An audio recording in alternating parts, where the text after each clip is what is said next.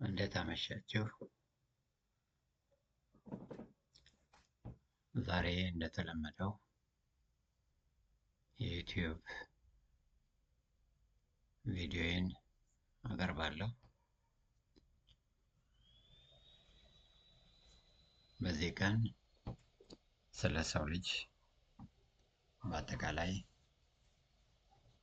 ሰፋ ያለ ትንታኔ የማቀርብ ይሆናል።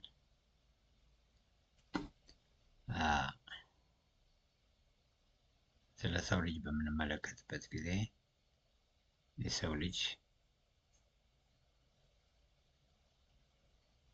ስለተሰራባቸው ኮምፖኔንቶችም በሰፊው ዝርዝር አቀርባለሁ።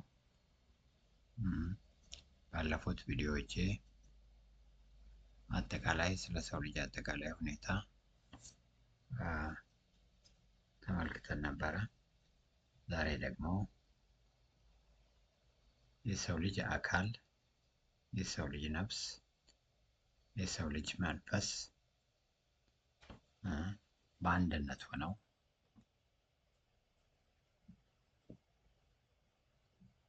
ምን ስራ እንደሚሰሩ በዝርዝር እንመለከታለን። ከመነሻው ከርዕሱ ስንነሳ በሂውማን ይላል። ኤችዩ የሚለው ሂውመስ ማለት ነው። ማን የሚለው ደግሞ በዕብራይስጥኛው ኢሽ ይለዋል። ኢሽ ማለት በዕብራይስጥኛ ስፒሪት ማለት ነው። ስለዚህ መንፈስ እና ስጋ ወይም ደግሞ አካል በአንድነት ሆነው ነፍስም ተፈጥሮላቸው ሕያው ያደረጉትን ሰው በተመለከተ ትንታኔ ለመስጠት እፈልጋለሁ። ያው ሂውማን የሚለው እንግዲህ በሂውመስ ማን ለማለት ነው። ሂውመስ ደግሞ አፈር ወይም ደግሞ ብስባሽ ማለት ነው። ሰው ማን የሚለው ግን ወንድን ወይም ደግሞ ሴትን ብቻ ሳይሆን የሰው ዘርን ማንካይንድን የሚያመለክት በመሆኑ ብዙ ቁጥር ነው። እንደምትመለከቱት ማን የሚለው ቃል በራሱ ብዙ ቁጥር ነው። ማን የሚለውን ቃል አንዳንዶቻችሁ ወንድ ብላችሁ ልትተረጉሙት ትችሉ ይሆናል። ማንና ሜል የተለያዩ ነገሮች ናቸው። ሜል ወንድ ነው። ማን ግን ማንካይንድ ለሚለው ቃል ስረ መሰረት ነው። ስለዚህ የሰው ዘር ማለት ነው። ብዙ ቁጥር ነው። ስለዚህ የሰው ዘር ደግሞ መንፈሳዊ ቋንቋ ነው፣ መንፈስ ነው። ማን የሚለው ቃል መንፈስ የሚለውን የዕብራይስጥኛውን ኢሽ የሚወክል ቃል ነው። ለማንኛውም ወደ ዝርዝሩ ሄዳለሁ። እስኪ ይችን ዲያግራም እንመልከት። ሂውማን ይላል። ቅድም እንዳልኳችሁ ኤችዩ የሚለው ሂውመስ ነው። ፕላስ ማን ሲደመር ማን፣ ሂውመስ አፈር ነው። ማን የሚለው ደግሞ ኢሽ የሚለውን የዕብራይስጥኛ ቃል ይወክላል። እሱም ስፒሪት ማለት ነው። የሰውን መንፈስ ለማመልከት ነው። የእግዚአብሔርን መንፈስ ሳይሆን የሰውን መንፈስ ለማመልከት ነው። ስለዚህ ሂውማን የሚለው ቃል በራሱ ከሶስት ነገሮች እንደተሰራ ፍሌሽ፣ ሶል እና ስፒሪት ወይም ደግሞ አካል ስጋ፣ ነፍስና መንፈስ ከሚባሉ ሶስት ነገሮች እንደተሰራ ዲያግራሙ ያመለክታል። ሶልን ለብቻ ወይም ደግሞ ነፍስን ለብቻ ብንመለከታት ደግሞ ነፍሳችን የሶስት ነገሮች ጥርቅም ነች። ነፍሳችን ውስጥ ኢሞሽን አለ፣ ኢሞሽን ማለት ስሜት ማለት ነው። ነፍሳችን ውስጥ ማይንድ አለ። ማይንድ ማለት በአማርኛችን ሀሳብ ማለት ነው። ነፍሳችን ውስጥ አሁንም ዊል ወይም ደግሞ ፈቃድ የሚባሉ ሶስት ነገሮች አሉ ማለት ነው። አያችሁ፣ ሀሳብ፣ ስሜትና ፈቃድ የነፍስ ኮምፖኔንቶች ናቸው። የነፍስ ቅርንጫፎች ናቸው። በነፍስ ውስጥ የሚገኙ ነገሮች ናቸው።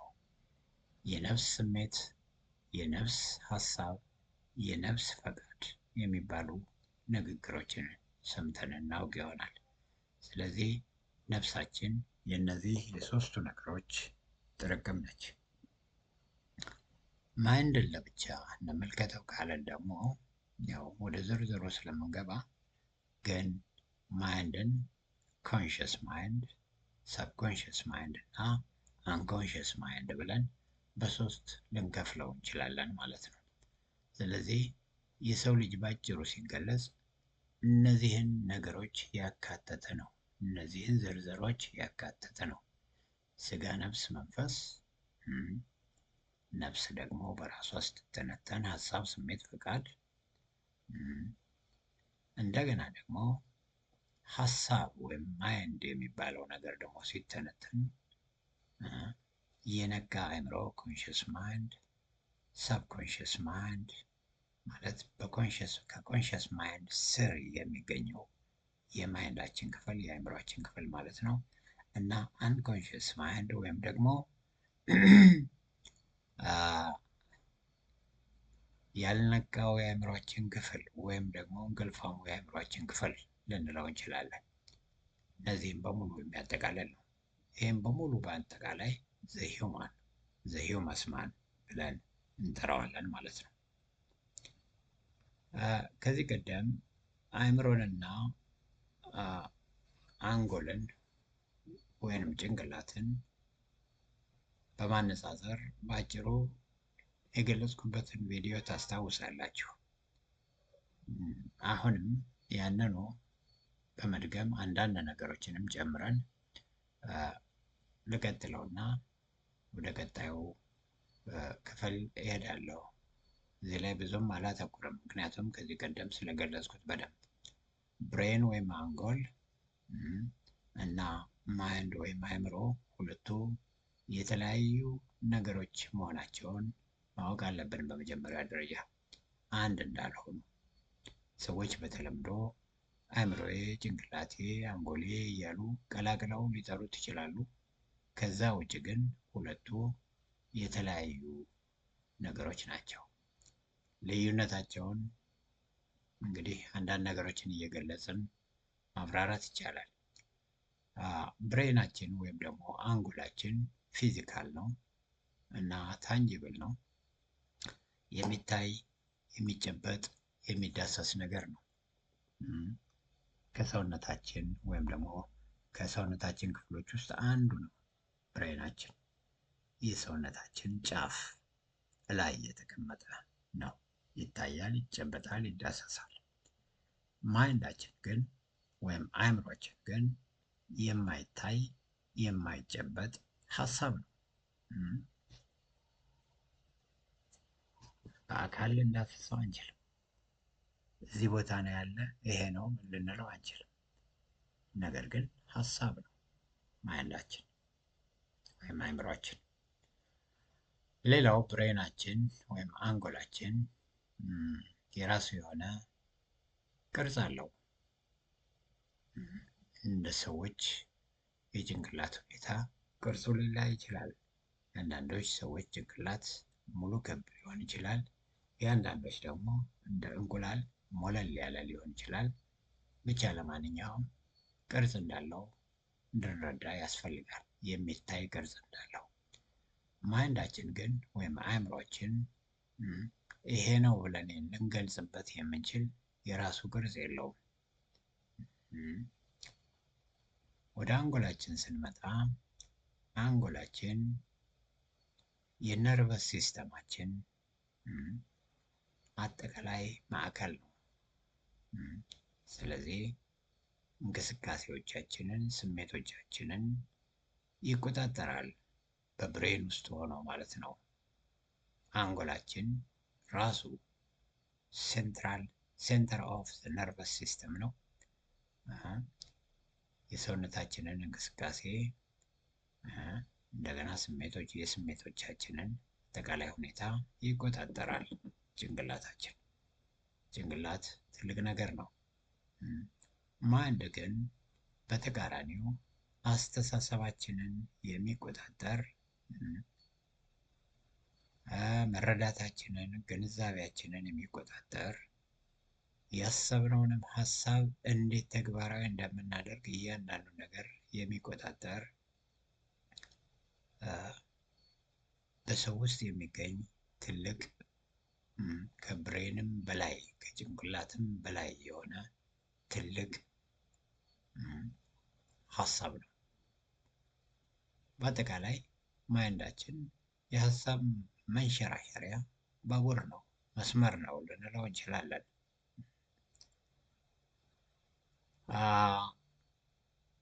ሌላው አንጎል ሊዳሰስ ይችላል በእጃችን። እንደገና ደግሞ ስሜትም ደግሞ ሊሰማን ይችላል። ስንዳስሰው ጭንቅላቴ ሞቀ፣ ጭንቅላቴ ቀዝቅዟል ልንል እንችላለን። ፊል ልናደርገው እንችላለን። ነገር ግን አእምሮን ልንዳስሰው አንችልም። ነገር ግን ሀሳብ እየተንቀሳቀሰ እንደሆነ ፊል ልናደርግ እንችላለን። እንዲያውም ሳይንቲስቶቹ እንደሚሉት በሰው ልጅ አእምሮ ውስጥ 65,000 የሚሆኑ ሀሳቦች በቀን ውስጥ በ24 ሰዓት ውስጥ ይንቀሳቀሳሉ ይላሉ። ኢማጂን በ24 ሰዓት ውስጥ 65,000 ሀሳብ በጭንቅላታችሁ ይንቀሳቀሳል። ከዚህ ሀሳብ ውስጥ አብዛኛው ብዙም ጥቅም የሌለው ሀሳብ ሊሆን ይችላል። ጥቂቶች ብቻ ጥቅም ያላቸው ወሳኝ ሀሳቦች ሊሆኑ ይችላሉ።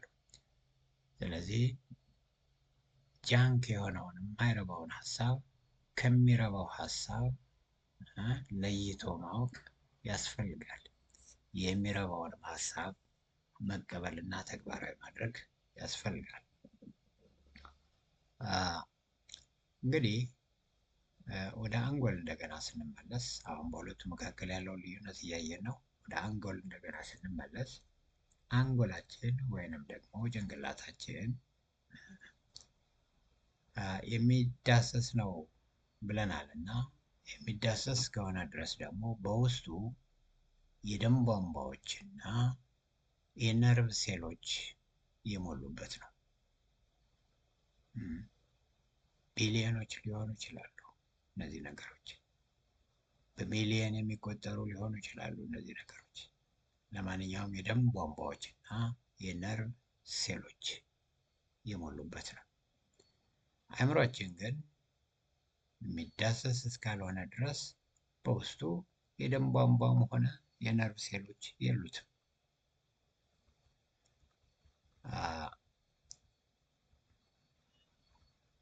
ሌላው አንጎላችን ወይም ደግሞ ጭንቅላታችን ብሬን ካን ጌት ዲዚዝ ኤንድ ካን ቢ ዲያግኖዝድ። ጭንቅላታችን ሊታመም ይችላል፣ በዶክተሮችም ሊፈወስ ይችላል። ምርመራ ተደርጎለት አስፈላጊው ሕክምና ተደርጎለት ሊፈወስ ይችላል። ማይንዳችን ግን ሊታመም ይችል ይሆናል፣ ወይም ደግሞ የሚታመመው የማይረቡ ሀሳቦች፣ ጃንክ የሆኑ የማይጠቅሙ ሀሳቦች ሲገቡበት ሊሆን ይችላል። ነገር ግን በሰው ዶክተር የሚፈወስ አይደለም። አእምሯችን እውነተኛ ሀሳቦችን በማስገባት ነው የሚፈወሰው፣ ወይንም ደግሞ መንፈሳዊ ነው አሰራሩ ማለት ነው። ትክክል ያልሆነ ሀሳብ ሲገባ ማይንዳችን ውስጥ ያኔ ያልሆነ ዲስኮምፎርት ሊሰማን ይችላል በጭንቅላታችን ውስጥ። ልክ ያልሆነ ነገር፣ ብዥታ ነገር ሊሰማን ይችላል። ነገር ግን ይህንን ሕክምና ዶክተር ጋር ሄደን ማይንዳችንን መፈወስ አንችልም። ይህንን ማወቅ አለብን። ማይንድን ሰው አይደለም የሚፈውሰው፣ ወይም ደግሞ ዶክተር አይደለም የሚፈውሰው። ማይንድን የሚፈውሰው እውነተኛው የእግዚአብሔር ቃል፣ እውነተኛው የእግዚአብሔር ሀሳብ፣ እውነተኛው የእግዚአብሔር ፈቃድ በአእምሯችን ውስጥ መንቀሳቀስ ሲጀምር ያኔ ጤነኛነቱ ይቀጥላል። አያችሁ። ሌላው አንጎላችን በራስ ቅላችን ውስጥ ይገኛል። ያው የሚታይ የሚጨበጥ የሚዳሰስ ነው ብለናል እና በራስ ቅላችን ውስጥ የሚገኝ ነገር ነው አንጎላችን። በሰፊው ዝርዝሩን እንመጣበታለን። ነገር ግን አእምሯችን በጭንቅላታችን ውስጥ በሀሳብ መልክ ይንቀሳቀሳል እንላለን እንጂ ስፔሲፊካሊ እዚህ ቦታ ላይ ነው የሚገኘው አንልም። በአብዛኛው ሴረብረማችን ላይ ነው ሀሳባችን የሚንቀሳቀሰው። ሴረብረም the thinking part of the brain ይባላል፣ ወይም ደግሞ ከጭንቅላታችን ውስጥ አሳቢው የጭንቅላታችን ክፍል ይባላል። ኤኒዌይ እሱን እንመጣበታለን። ሌላው አንጎላችን ወይም በኮምፒውተር ቋንቋ እንናገር ካለን አንጎላችን ሃርድዌር ነው። አእምሯችን ግን ሶፍትዌር ነው። አያችሁ፣ ከሃርድዌር እና ከሶፍትዌር ወሳኙ ሁለቱም አስፈላጊ ቢሆኑም ነገር ግን ወሳኙ ሶፍትዌር ነው። በብዙዎቻችሁ ፊት በአሁኑ ሰዓት ይህንን እያዳመጣችሁ ላፕቶፕ ወይም ደግሞ ፐርሰናል ኮምፒውተር ወይም ደግሞ ሞባይል ሊኖር ይችላል። ያ የምታዩት ነገር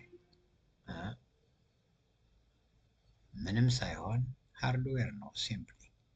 ነገር ግን ያ ሃርድዌር በአግባቡ እንዲሰራላችሁ የምትፈልጉትን አይነት ጥቅም እንዲሰጣችሁ ከፈለጋችሁ አስፈላጊውን ሶፍትዌር ልትጭኑበት ይገባል። አያችሁ፣ ያ ማለት ሃርድዌር ያለ ሶፍትዌር ዋጋ እንደሌለው ያሳያችኋል። ልክ እንደዚሁ ማይንድ የሚባለው ሶፍትዌር በሰው ልጅ ጭንቅላት ውስጥ ከሌለ ያ ጭንቅላት ዋጋ የለውም ማለት ነው። ለዚህም ነው አንዳንድ ሰዎች አንዳንዴ ሰዎችን ሲሳደቡ ባዶ ጭንቅላት ይላሉ። ያለ ምክንያት አይደለም ባዶ ጭንቅላት የሚሉት። በቃ ትክክለኛ አስተሳሰብ የማይንቀሳቀስበት፣ ትክክለኛ አስተሳሰብ የሌለበት ጭንቅላት ለማለት ፈልገው ነው። ስለዚህ ሃርድዌር ብቻውን ባዶ ሃርድዌር ነው የሚባለው። ሶፍትዌር ሲገባበት ግን ፋንክሽናል ይሆናል፣ ትክክለኛ ስራውን ይሰራል። ሌላው አንጎላችን በራስ ቅላችን ውስጥ ተወስኖ የሚኖር ነገር ነው። አእምሯችንን ግን ሊሚትለስ ነው፣ ልንወስነው አንችልም። እዚህ ድረስ ነው አእምሮ ልንል አንችልም፣ ገደብ የለውም። ምክንያቱም ሀሳብ ነው፣ ልክ እንደ ንፋስ ነው። ንፋስ እዚህ ቦታ ነው ያለ እዚህ ቦታ የለም ልትሉ አትችሉም። የትም ቦታ ንፋስ ይኖራል። ሀሳብ ልክ እንደዚሁ ነው። በማንኛውም ጊዜ ይንቀሳቀሳል፣ በማንኛውም ጊዜ ይመጣል።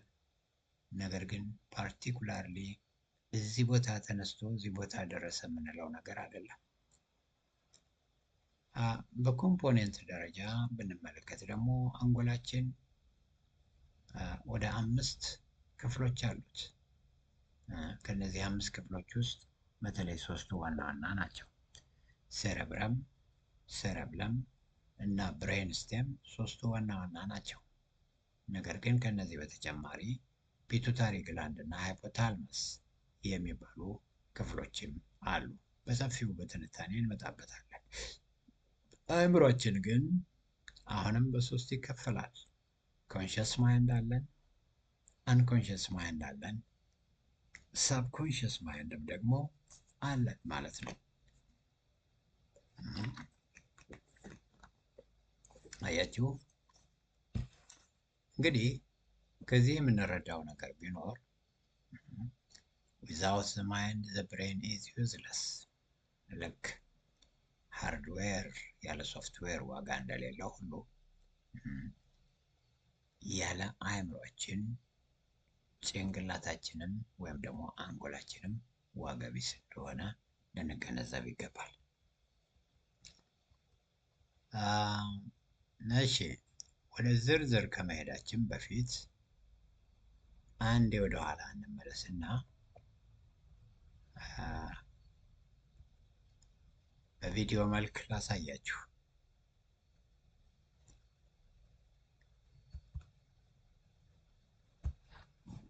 ጭንቅላትን ተመልከቱ። በጭንቅላት ውስጥ ሀሳብ እንዴት እንደሚንቀሳቀስ ተመልከቱ። በተለይም ደግሞ አያችሁ ይሄ ክፍል ከግንባራችን ጀምሮ እስከ ማጅራታችን ድረስ ያለው ክፍል በቀጥታ ሴረብረም የሚባለው ነው። እዛ ጋ ነው ሀሳብ የሚንቀሳቀሰው። እሺ አሁንም እንቀጥል። ይሄ ደግሞ አጠቃላይ የሰው ልጅ የሰውነት ስትራክቸርን የሚያመለክት ነው። አጥንቶቹ እንዴት እንደተገጣጠሙ የሚያሳይ፣ ከዛም በኋላ ደግሞ ጭንቅላቱንም ደግሞ በደንብ አድርጎ የሚያሳይ የምስል መግለጫ ነው።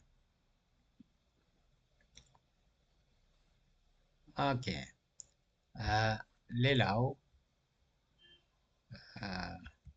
ወደ ሴት እና ወደ ወንድ የአካል ክፍሎች ደግሞ እንሄድ። የሴቷን የአካል ክፍል ተመልከቱ። ትንሽ ወሰብሰብ ያለ ነው። ውስጡን ስትመለከቱት የደም ስሮቹን ምኖቹን አጠቃላይ አጥንቶቹን ያለው ሁኔታ ስትመለከቱ ትንሽ ወሰብሰብ ያለ ነው። አያችሁ። ወደ ወንዱ ስንሄድ ደግሞ በዚህ መልክ ልናየው እንችላለን። የወንዱ የሰውነት ክፍሎች እና ጭንቅላቱ ልክ እንደዚህ በዚህ መልክ ልናሳየው እንችላለን ማለት ነው። አያችሁ።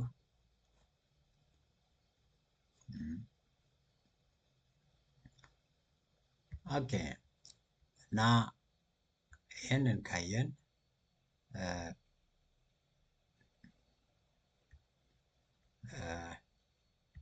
እንደገና ወደዛው እንመለስና አሁን ወደ ትንታኔው እንግባ። እንግዲህ የሰው ልጅ ስጋ አለው፣ ነፍስ አለው፣ መንፈስ አለው ብለናል። ወይም ደግሞ በዲ ሶል እና ስፒሪት የሰው ልጅ ኮምፖኔንቶች ናቸው ብለናል። እስኪ ከበዲ እንጀምር፣ ወይም ከአካል ወይም ከስጋ እንጀምር። ከአካል ስንጀምር አካልን ተንትነን እንጨርስ መጀመሪያ። ከዛ በየደረጃው ወደ ነፍስ ወደ መንፈስ እንመጣለን። ወደ ብሬን ስንመጣ፣ ወደ ጭንቅላት ትንታኔ ስንመጣ በአጭሩ ወደ 1.4 ኪሎ ግራም ይመዝናል ብሬናችን ወይም ጭንቅላታችን። በብሬናችን ውስጥ 60% ኮንቴንቱ ውስጥ ያለው ማለት ነው ፋት ነው ወይም ስብ ነክ ነገር ነው። የሚገርማችሁ ነገር ብሬናችን ልክ እንደ ትልቅ ፓወር ሃውስ ልንቆጥረው እንችላለን። እስከ 23 ዋት የሚደርስ ኤሌክትሪክ ኃይል ማመንጨት ይችላል። በብሬናችን ውስጥ እንዲህ አይነት ኃይል ይመነጫል። 23 ዋት የሚደርስ ተመልከቱ። ሌላው ብሬናችን ከ100 ቢሊዮን በላይ ኒውሮኖች በውስጡ አሉ። ከ100 ቢሊዮን በላይ ኒውሮኖች ተመልከቱ። በደም ቧንቧ አንጻር ስንመለከት ደግሞ ከደም ቧንቧ አንጻር የደም ቧንቧዎቻችን ማለት ጭንቅላታችን ውስጥ ያሉት የደም ቧንቧዎች ተቀጣጥለው ቢዘረጉ ወደ 160,000 ኪሎ ሜትር እርዝመት አላቸው። ተመልከቱ ምን አይነት አስደናቂ የአካል ክፍል እንደሆነ ተመልከቱ። ብሬን። ሌላው ሳይንሱ እንደሚናገረው ወይም ሳይንቲስቶቹ እንደሚናገሩት የሰው ልጅ ሙሉውን የጭንቅላቱን ክፍል ወይም ደግሞ ብሬን ፓወሩን ወይም ደግሞ የጭንቅላቱን ኃይል 100% ገና እስካሁን አልተጠቀመበትም። የሰው ልጅ በቴክኖሎጂ መጥቻለሁ ይላል። መንኮራኩርም ሰርቶ ወደ ስፔስ በሯል። አውሮፕላን ሰርቶ በአየር ላይ መብረር ጀምሯል። በውሃ ላይ መርከብ ሰርቶ መንሳፈፍ ጀምሯል። ትልልቅ የቴክኖሎጂ ትልልቅ የጦር መሳሪያዎችን መስራት፣ ሚሳይሎችን መስራት ጀምሯል።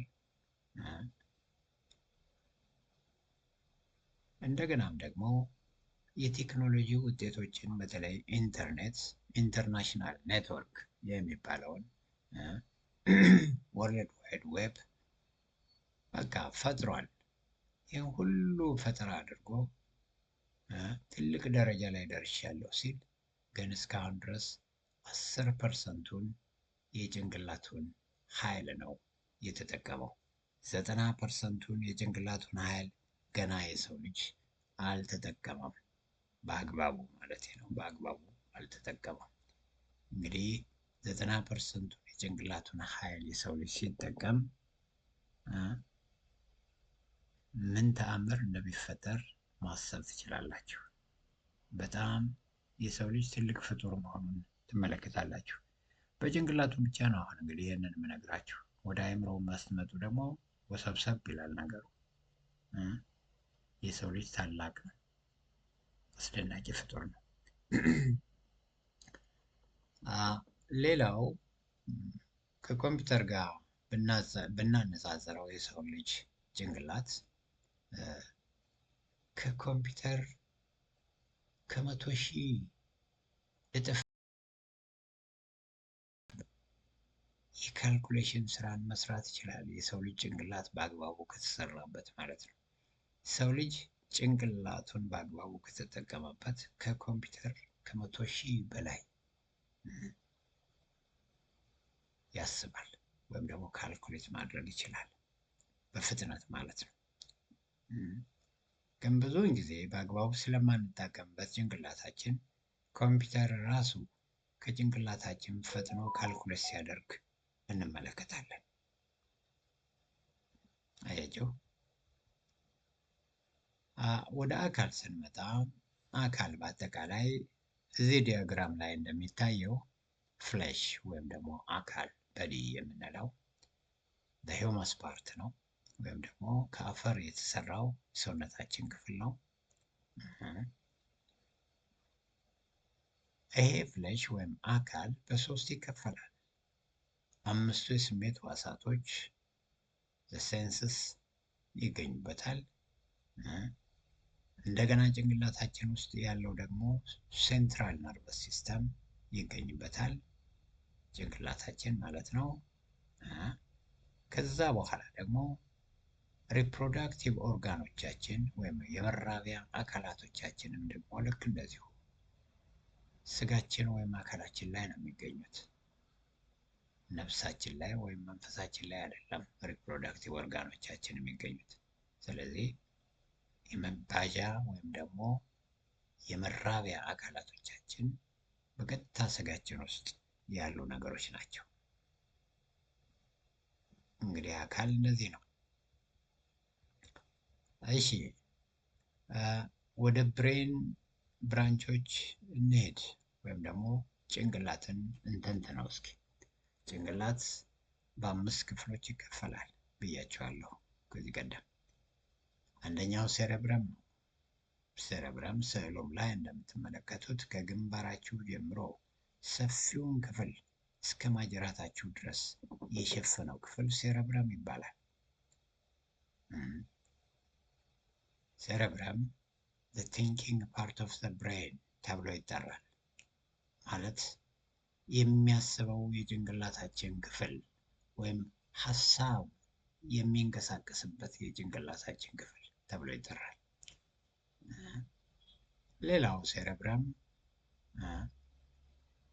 ፈቃደኛ የሆኑ የጡንቻ ክፍሎቻችን አሉና ፈቃደኛ የሆኑ በፈቃዳቸው የሚሰሩ የጡንቻ ክፍሎቻችንን ይቆጣጠራል ሴረብረም። ሌላው ሜሞሪዎቻችንን፣ ትዝታዎቻችንን፣ የአጭር ጊዜና የረጅም ጊዜ ትዝታዎቻችንን ስቶር ያደርጋል ወይም አጠራቅሞ ይይዛል ሴረብረም። ሌላው በህይወታችን ውስጥ ጠቃሚና ወሳኝ የሚባሉ ነገሮችን ወይም ደግሞ የህይወታችንን ኪሳራዎች አንደርስታንድ ያደርጋል ሴረብረማችን።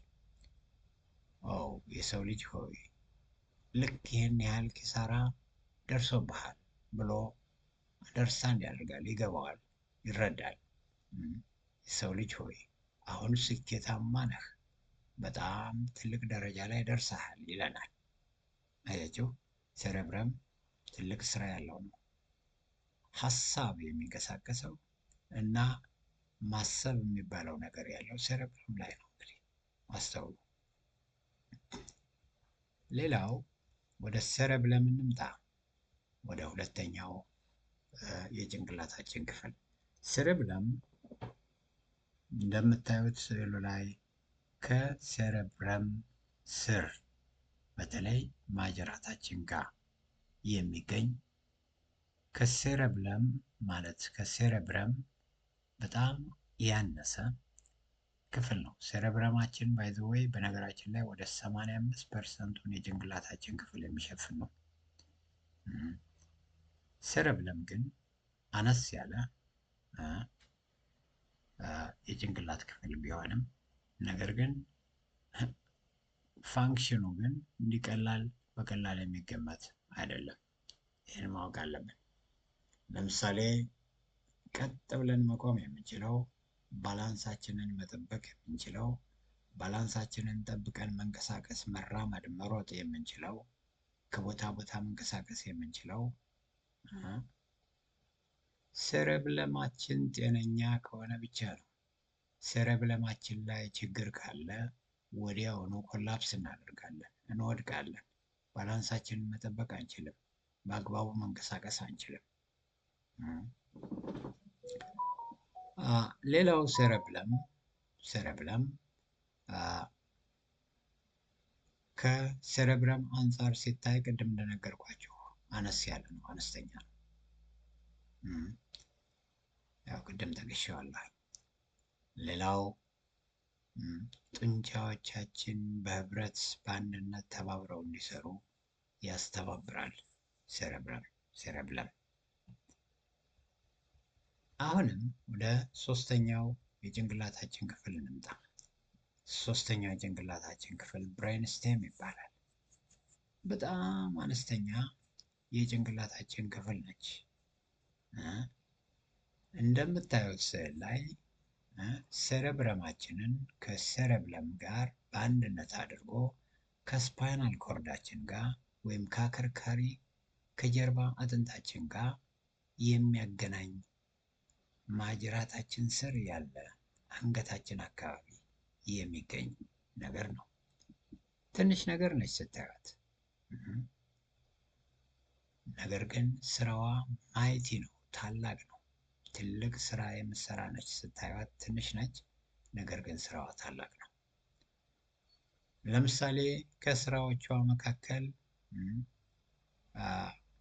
የሰውነታችንን ፋንክሽኖች ሱፐርቫይዝ ያደርጋል፣ ይቆጣጠራል። ለምሳሌ ይሄ ብሬንስቴም የምንለው ለምሳሌ በህይወት መኖር የምንችለው በብሬንስቴም አማካኝነት ነው። ልንገራችሁ፣ ብሬንስቴም በህይወት መኖር የሚያስችሉንን ነገሮች የሚቆጣጠር የጭንቅላታችን ክፍል ነው። ለምሳሌ ብሪዚንግ ያተነፋፈስ ስርዓታችን በሙሉ በብሬንስቴም ቁጥጥር ስር ነው።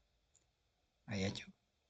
ያተነፋፈስ ስርዓታችን ትክክል ካልሆነ ኮላፕስ እናደርጋለን፣ እንወድቃለን፣ ልንሞትም እንችላለን። ሰው ካልተነፈሰ ይሞታል። ይሄን ግን ያተነፋፈስ ስርዓታችንን የሚቆጣጠረው ብሬንስቴም ነው። ሌላው ምግብ ከተመገብን በኋላ ያን ምግብ ዳይጀስት እንዲያደርግ ወይም ደግሞ ዳይጀስት ሲያደርግ ቁጥጥር የሚያደርገው ብሬንስቴም ነው። ሌላው የተመገብነው ምግብ ወደ ደምነት ተቀይሮ ከኦክሲጅን ጋር ሆኖ በሰውነታችን ውስጥ በሚንቀሳቀስበት ጊዜ የብለድ ሰርኩሌሽንን ወይም የደም ዝውውርን የሚቆጣጠረው አሁንም ብሬንስቴም ነው። ሌላው ሰውነታችን ይሞቃል፣ ይቀዘቅዛል። በዲ ቴምፕሬቸር ወይም ደግሞ የአካላችን ቴምፕሬቸር የሙቀት መጠን አለ። ይህን ሁሉ የሚቆጣጠረው ብሬንስቴም ነው። ሌላው ልባችን ይመታል በተለያየ መልኩ። ምቱ ሊፈጥንም ሊዘገይም ይችላል። ስለዚህ የልብ ምታችንን የሚቆጣጠረው ብሬንስቴም ነው።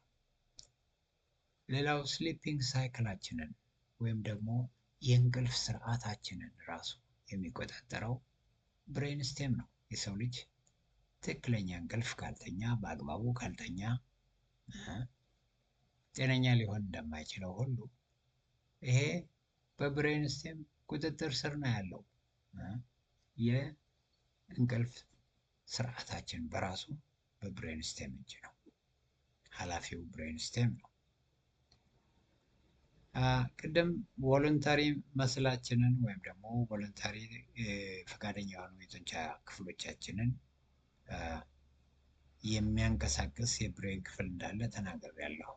አሁን ደግሞ ኢንቮለንታሪ መስልስ ወይም ደግሞ ያለ ፈቃዳቸው የሚሰሩ የጡንቻ ክፍሎቻችን አሉ። እነሱን ኮንትሮል የሚያደርገው ብሬንስቴም ነው። ለምሳሌ ብዙ ደም መረጨት ወደሚያስፈልግበት የሰውነታችን ክፍል ብዙ ደም እንዲተላለፍ ትዕዛዝ የሚያስተላልፈው ብሬንስቴም ነው። የተመገብነው ምግብ በአግባቡ እንዲፈጭ አሁንም ትዕዛዝ የሚሰጠው ብሬንስቴማችን ነው። አያችሁ፣ ብሬንስቴም እንግዲህ እያንዳንዳችን በህይወት እንድንኖር የሚያደርጉ ትልልቅ ስራዎችን የሚሰራ የጭንቅላታችን ክፍል እንደሆነ አስተውሉ። አራተኛው ፒቱታሪ ግላንድ የምንለው ነው። ፒቱታሪ ግላንድ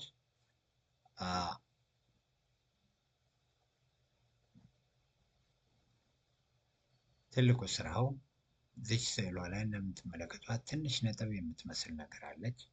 ፒቱታሪ ግላንዳችን ዋና ስራው ሆርሞኖችን ፕሮዲውስ ማድረግና እነዛን ሆርሞኖች ካመረተ በኋላ ወደ አስፈላጊው ቦታ መልቀቅ ወይም መላክ ነው ዋና ስራው። ትልልቆቹ ፒቱታሪ ግላንድ የሚያመርታቸው ሆርሞኖች የእድገትና የአካለ መጠን ሆርሞኖች ናቸው። ግሮዝ እና ፖቨርቲ የምንለው ወይም ደግሞ ለአቅመ አዳም ደርሷል፣ ለአቅመ ሔዋን ደርሳለች የምንለው አባባል አለ። ያ በሆርሞን የተነሳ ነው የሚመጣው የአካለ መጠን መድረስ። ሌላው እድገታችን በየጊዜው እስከተወሰነ እድሜ ገደብ ድረስ በየጊዜው ያለማቋረጥ የሰው ልጅ ያድጋል ከህፃንነቱ ጀምሮ። ይሄ የሚከናወነው ፒቱታሪ ግላንድ በሚያመርታቸው ሆርሞኖች ምክንያት ነው። ይህንን አስተውሉ። እንግዲህ ወሳኝ ነገር ነው ይሄ ራሱ። አምስተኛው የጭንቅላታችን ክፍል ሃይፖታልመስ የሚባለው ነው። ሃይፖታልመስም ቀላል ስራ አይደለም ያለው። ዋናው ትልቁ ስራው ግን በተለይ የሰውነታችንን ቴምፕሬቸር የሰውነታችንን የሙቀት መጠን ባላንስ ማድረግ ነው። ሰውነታችን ባላንስድ የሆነ የሙቀት መጠን አለው የምንለው 98 ዲግሪ ፋራናይት ወይም 98.6 ዲግሪ ፋራናይት ወይም ደግሞ 37 ዲግሪ ሴንቲግሬድ ሲደርስ ነው ኖርማል ቦዲ ቴምፕሬቸር አለን የምንለው። ይህንን ባላንስ የሚያደርገው ሃይፖታልመስ የሚባለው የጭንቅላታችን ክፍል ነው። ለምሳሌ ሃይፖታልመስ አንዳንዴ ሰውነታችን በጣም በሚሞቅበት ጊዜ በቀጥታ ያ ሙቀት በላበት መልክ እንዲወጣ ወይም ደግሞ በላበት መልክ ሰውነታችን መተንፈስ እንዲችል ትዕዛዝ ያስተላልፋል ሃይፖታልመስ። ሰውነታችን ደግሞ በጣም በሚበርደው ጊዜ ምን ያደርጋል? ይንቀጠቀጣል ሰውነታችን።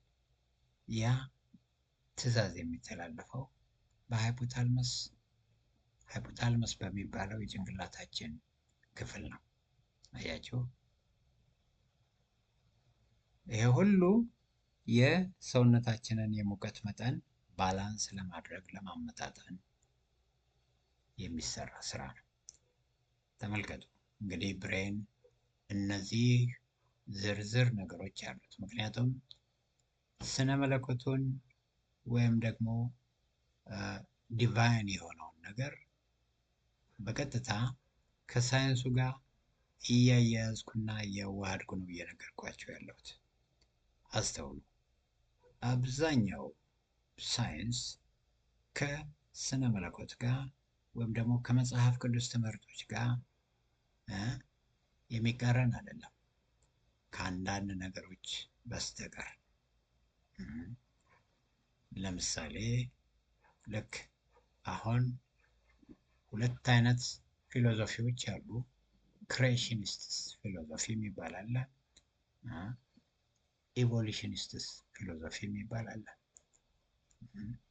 ኢቮሉሽን የሰው ልጅ የመጣው በዘገምተኛ ለውጥ ከተለያዩ ፍጥረታት እንስሳቶች በእድገት ቀስ በቀስ እያለ ወደ ጦጣ ወደ ዝንጀሮ ምን እያለ የሰው ልጅ ተፈጠረ ወይም ደግሞ በምድር ላይ ተከሰተ የሚል ነው ኢቮሉሽን። ይህንን ክሬሽኒስቶች አይቀበሉም። ማለት የሰው ልጅ በአምላክ አምሳል የተፈጠረ ታላቅ ፍጡር ነው ብለው የሚያምኑት ኢቮሉሽኒስቶች ይህንን አይቀበሉትም። አያቸው። ስለዚህ ከእንዲህ አይነት ነገሮች ውጪ በአብዛኛው ሳይንሱ ከስነ መለኮቱ ጋር ወይም ከመጽሐፍ ቅዱስ ትምህርቶች ጋር ተመሳሳይነት አለው፣ ተቃራኒ አይደለም ማለት ነው። አሁን እንግዲህ የአካልን ክፍሎች ጨርሰን በቀጥታ ወደ ነፍሳችን እየመጣን ነው። ሰው ስጋ፣ ነፍስ፣ መንፈስ አለው ብለናል እና ስለ ስጋ ተነጋግረናል። አሁን ደግሞ ስለ ነፍሳችን እናውራ ትንሽ። ነፍሳችን አሁንም በሶስት የተከፈለች ነች። ዲያግራሙ አናት ላይ እንደምትመለከቱት ሶል ማለት የዊል የማይንድ እና የኢሞሽን ጥርቅም ነች። ወይም ደግሞ ፈቃድ፣ ሀሳብና ስሜት በአንድነት ሆነው በነፍስ ውስጥ ይገኛሉ። ነፍስ የምትባለውን አስገኝተዋል። ፈቃድ፣ ሀሳብና ስሜት። እነዚህን ሶስቱን ደረጃ በደረጃ እንመልከት። ምንድን ነው ልዩነታቸው? ወደ ኢሞሽን ላይ እንጀምር። በስሜት እንጀምር። ስሜት የነፍስ ባህሪ ነው። አስተውሉ። መንፈስ ስሜት የለውም። ስሜት አለው ብንል እንኳን ልክ እንደ ስሜታዊ በቀጥታ ዝም ብሎ በደም ነፍስ አይፈርድም መንፈስ። ነፍስ ግን ስሜት አላት። አንዳንዴ ልትቸኮል ትችላለች፣ ልታጠፋም ትችላለች፣ ልትሳሳትም ትችላለች። መንፈስ ካልተቆጣጠራት በስተቀር ማለት ነው። የሰው ልጅ መንፈስ ማለት ነው። ወደ እግዚአብሔር መንፈስ ገና አልመጣሁም። ከእግዚአብሔር መንፈስ ጋርም በኋላ ከሰው መንፈስ ጋር ስናወራ ስለ እግዚአብሔር መንፈስም ትንሽ የተወሰነ ልናይ እንችላለን። ወደፊት ግን በሰፊው ስለ እግዚአብሔር መንፈስም እናያለን። የሰው መንፈስና የእግዚአብሔር መንፈስ ያላቸውን ልዩነትም እንመለከታለን። ኢሞሽናችን ወይም ስሜታችን በአብዛኛው የጭንቅላታችን ፊሊንግ ፓርት ነው። ፊል የሚያደርግ ስሜት የሚሰማው ለምሳሌ ስናዘን የሚያዝን፣ ስንደሰት የሚደሰት፣ ልክ እነዚህ እንደማለት ነው። ወደ ዝርዝሩ እንመጣለን። ኢሞሽናችን ብዙውን ጊዜ ለአጭር ጊዜ የሚቆዩ ክንውኖች ናቸው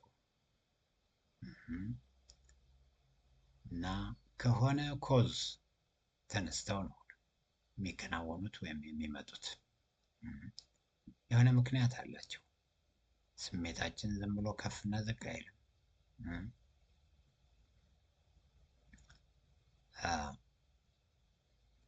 ለምሳሌ ስሜታችን ከፍና ዝቅ በሚልበት ጊዜ በቀጥታ ከፊታችን ሊነበብ ይችላል። ለምሳሌ ስማይል ልናደርግ እንችላለን፣ ልንስቅ እንችላለን። የሆነ ነገር ስንሰማ ስናይ፣ ወይም ደግሞ ደስታ ሊሰማን ይችላል፣ ልንደሰት እንችላለን። ከፊታችን ይነበባል ያም ነገር። እንደገና ደግሞ ሀዘን ሲሰማንም ደግሞ እናለቅሳለን። አያችሁ፣ ይሄ የኢሞሽን ክንውን ነው። ኢሞሽንን የሚያመለክት ነገር ነው። የተለያዩ የኢሞሽን አይነቶች ሊኖሩ ይችላሉ። ከላይ እንደነገርኳቸው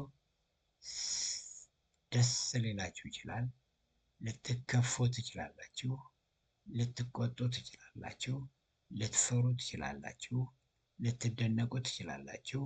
አንድን ነገር ደግሞ ዲስገስት ልታደርጉ፣ ልትጸየፉ ትችላላችሁ። ይሄ ሁሉ የስሜት መገለጫ ነው። ስለዚህ ማስተዋል ያለብን ትልቁ ነገር ምንድን ነው? እነዚህ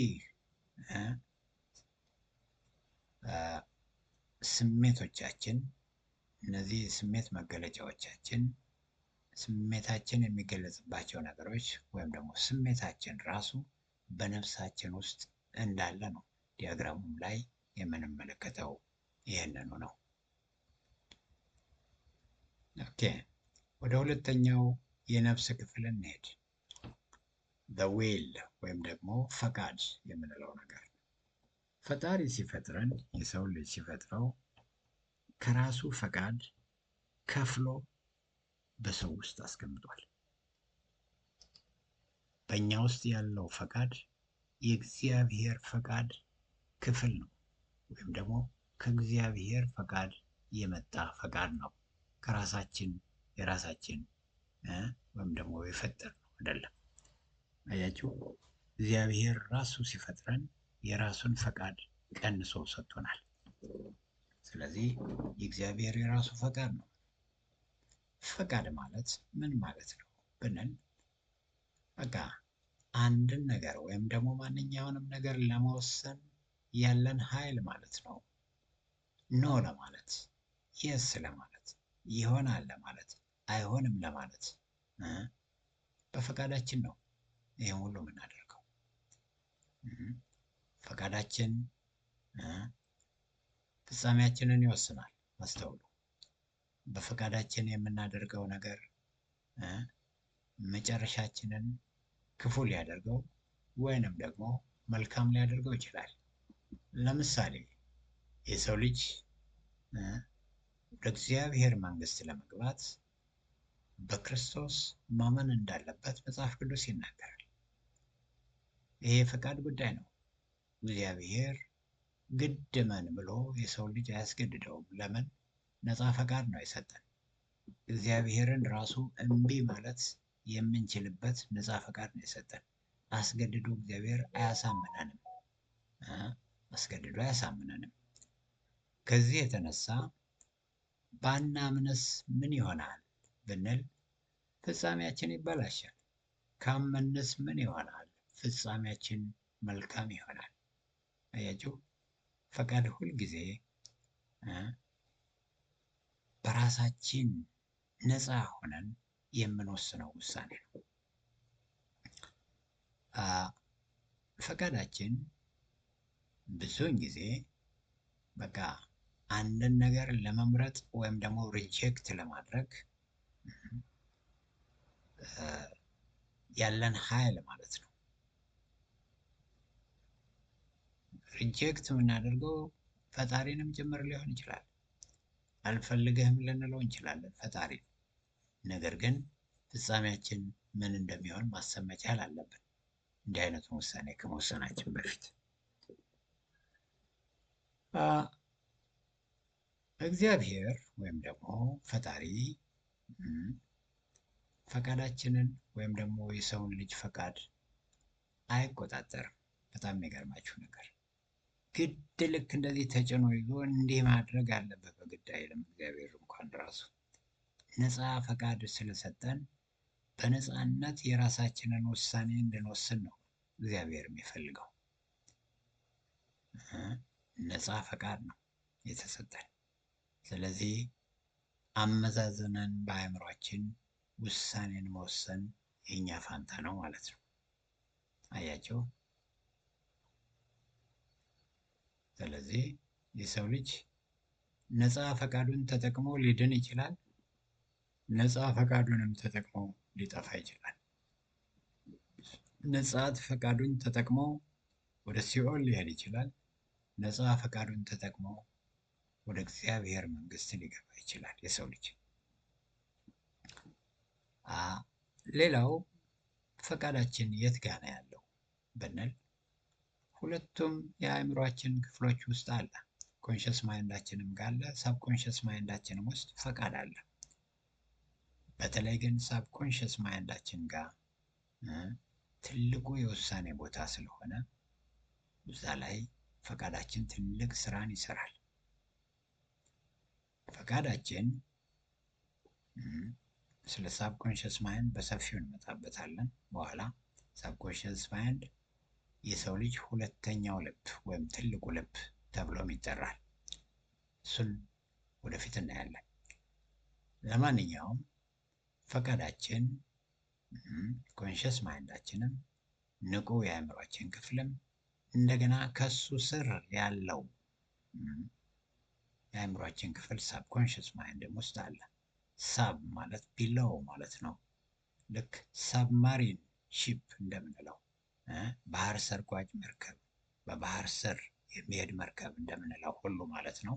ሳብ ማለት ቢለው ማለት ነው። ሰብኮንሽስ ማለት ከኮንሽስ ማይንዳችን በታች ያለ የአእምሯችን ክፍል ለማለት ነው። ሌላው ፈቃዳችን ልባችን ውስጥ ይገኛል። ያው ከላይ እንዳልኩት ልባችን ማለት ሳብኮንሽስ ማይንዳችን ማለት ነው። ልብ ስለዚህ ላይ በደረታችን ውስጥ ያለችውን ልብ አያመለክትም። ስለሱም በሰፊው እናያለን ወደፊት በሚቀጥሉት ስላይዶች እንመለከታለን። ልብ የሰው ልጅ ሁለት ልቦች እንዳሉት እናያለን። አንደኛው በደረት ውስጥ ያለው ልብ ነው፣ በደረት ስር ያለው ልብ ነው። ሁለተኛው ሳብኮንሽስ ማይንድ በራሱ ሁለተኛው ልብ ወይም ትልቁ የሰው ልጅ ልብ የሚባለው ነው። ለማንኛውም ወደሚቀጥለው እንሄድ፣ ወደ ማይንዳችን እንሄድ እስኪ። ማይንድ ከሰው ልጅ የአስተሳሰብ ክፍሎች ውስጥ በጣም ወሳኙ ነው። ከብሬንም የሚበልጥ ትልቅ ፓወር ያለው ነው። ማይንዳችን ወይም አእምሯችን የአስተሳሰባችን ባንክ ነው፣ ወይም ደግሞ የሀሳባችን ባንክ ነው ማለት እንችላለን። ቲንኪንግ ባንክ እንላለን። ሌላው ማይንዳችን የነፍሳችን ሴንተር ነው፣ ማዕከል ነው። የነፍሳችን ማዕከል ነው። አያችሁ፣ ሰው የሰው ነፍስ ስሜት፣ ሀሳብ፣ ፈቃድ አላት እንዳልነው ሁሉ ሴንተር ላይ ነው ያለ ማይንዳችን በሶላችን ውስጥ ወይም ደግሞ በነፍሳችን ውስጥ ማለት ነው። ምክንያቱም ከዚህ ቀደም እንዳልኳችሁ የነፍስ ኮምፖኔንቶች ወይም ክፍሎች ሀሳብ፣ ስሜት፣ ፈቃድ እንደሆኑ ነግሬያቸዋለሁ። ሀሳብ ማለት አእምሮ ማለት እንደሆነ ነግሬያቸዋለሁ፣ ወይም ማይንድ እንደሆነ። ሌላው the mind is the most important part of your life። የህይወታችን በጣም ወሳኙ ክፍል ማይንዳችን ነው። ከብሬንም በላይ ማይንዳችን በጣም ትልቅ ስራ፣ ለህይወታችን ትልቅ ቦታ ያለው ነገር ነው። ሌላው አእምሮአችን the faculty of thought ነው። የአስተሳሰባችን መነሻ ነው። ልክ የሰው ልጅ በአእምሮ ውስጥ ትልቅ ዩኒቨርሲቲ አለ ከተባለ ያ ማይንድ ውስጥ የሚገኝ ነው። አያችሁ፣ ፋካልቲ ኦፍ ቶት ይባላል። the mind is the faculty of consciousness። አሁንም እንደገና አእምሮአችን ነገሮችን ኮንሽስሊ በንቃት የመከታተል፣ የመገምገም፣ የመወሰን ኃይል ያለው ትልቅ የሰው ልጅ መሳሪያ ነው አእምሮ ማለት። ቅድም እንዳልኳችሁ it is more powerful than the brain። ማይንዳችን ከጭንቅላታችን በላይ ትልቅ ኃይል አለው። አያችሁ፣ ነገሮችን የምናስታውሰው፣ ኮንሲደር የምናደርገው፣ የምንገመግመው፣ የምንቀበለው፣ ፐርሲቭ የምናደርገው፣ እንደገናም ደግሞ ውሳኔ የምንሰጠው በአእምሯችን አማካኝነት ነው። አያችሁ፣ ለምሳሌ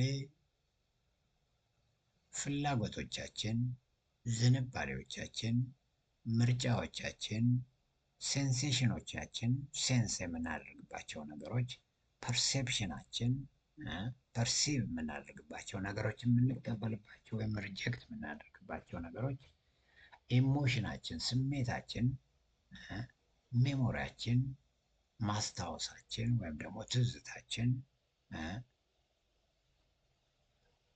የማንነት ትሬቶቻችን እና አንኮንሽስነሳችን ወይም ደግሞ አንድን ነገር በንቃት ያለማየት ጉዳያችን ራሱ፣ እነዚህ በሙሉ በማይንዳችን ውስጥ የሚታዩ ነገሮች ናቸው፣ ወይም ደግሞ በማይንዳችን ውስጥ ያሉ ነገሮች ናቸው። ስለዚህ ማይንዳችን is the thought process of a person። የአንድ ሰው ሀሳብ የሚንቀሳቀስበት ሂደት ማይንድ ነው ራሱ። በማይንድ ውስጥ ነው ሀሳብ የሚንቀሳቀሰው። ማይንድ የሀሳብ መንቀሳቀሻ ባቡር ነው ልንል እንችላለን። አያችሁ፣ ማይንድ ስለዚህ ትልቅ ኃይል ያለው ነገር ነው። ወደ ስዕሉ ብንመለከት፣ ወደ ፒራሚድ ስዕሉ ብንመለከት ከዚህ ቀደምም እንደነገርኳችሁ ኮንሽስ ማይንዳችን የአእምሯችንን 10% ይሸፍናል። ትልቁን የአእምሯችንን ክፍል የያዘው ሳብኮንሽስ ማይንዳችን ነው። እሱም ከ50 እስከ 60% ይሸፍናል። አንኮንሽስ ማይንዳችን ደግሞ ከ30 እስከ 40% ይሸፍናል። ተመልከቱ፣ ሳብኮንሽስ ማይንድ ምን ያህል ታላቅ ነገር እንደሆነ በሰው ልጅ አእምሮ ውስጥ መመልከት ትችላላችሁ ማለት ነው። እሺ፣ ይሄን ካልን ዘንዳ ስለ አንኮንሽስ ማይንድ እንመልከት። ስለ አንኮንሽስ ማይንድ እንመልከት። ያው ማይንዳችንን እንግዲህ በሶስት ክፍሎች ከፍለን ልናይ ነው ማለት ነው። ማይንዳችን ኮንሽስ ፓርት አለው፣ ሳብኮንሽስ ፓርት አለው፣ አንኮንሽስ ፓርት አለው እና ሌላው የሀሳብ ማዕከል እንደመሆኑ መጠን ማይንዳችን አንኮንሽስ ማይንድ ምንድን ነው ብንል በተለይ ጥንታዊ የሆኑ ፕሪሚቲቭ የሆኑ እና በደመነፍስ የሚደረጉ ፍላጎቶች በሙሉ የአንኮንሽስ ማይንድ ውጤቶች ናቸው። ቢሄቪየራችን ላይ ተጽዕኖ ያደርጋል። አንኮንሽስ ማይንዳችን በብዛት ቢሄቪየር እና ካራክተር ይለያያሉ። ቢሄቪየራችን በምናየው በምንሰማው ነገር ፈጣን ምላሽ የምንሰጥበት ጉዳይ ነው። ካራክተራችን ግን ሁልጊዜ ጽኑ ነው፣ የማይናወጥ ነው። ለምሳሌ ዘናምበርስ ካራክተር እንላለን። ለምሳሌ አንድ ቁጥር የትም ዓለም አይለወጥም። አሜሪካ ብትሄዱ፣ አውሮፓ ብትሄዱ፣ ኢትዮጵያም ግና ብትሄዱ ብትመጡ ለአልፋቤት ካራክተር እንላለን። ፊደሎች ኤቢሲዲ እስከ ዜድ ያሉ ፊደሎች ስትመለከቱ አሁን የማይቀየሩ ናቸው። እነዚህ ፊደሎች የትም ዓለም ብትሄዱ ኤኤ ነው የትም ዓለም፣ ቢም ቢ ነው የትም ዓለም፣ በማንኛውም ሰዓት የማይቀየር ነው። የሰውም ልጅ ልክ በጣም በትልቅ ብስለትና ጥበብ ደረጃ ላይ በሚደርስበት ጊዜ ካራክተር የሚባለውን ከቢሄቪየር ይልቅ ካራክተር የሚባለውን ባህሪ ያዳብራል። ቢሄቪየር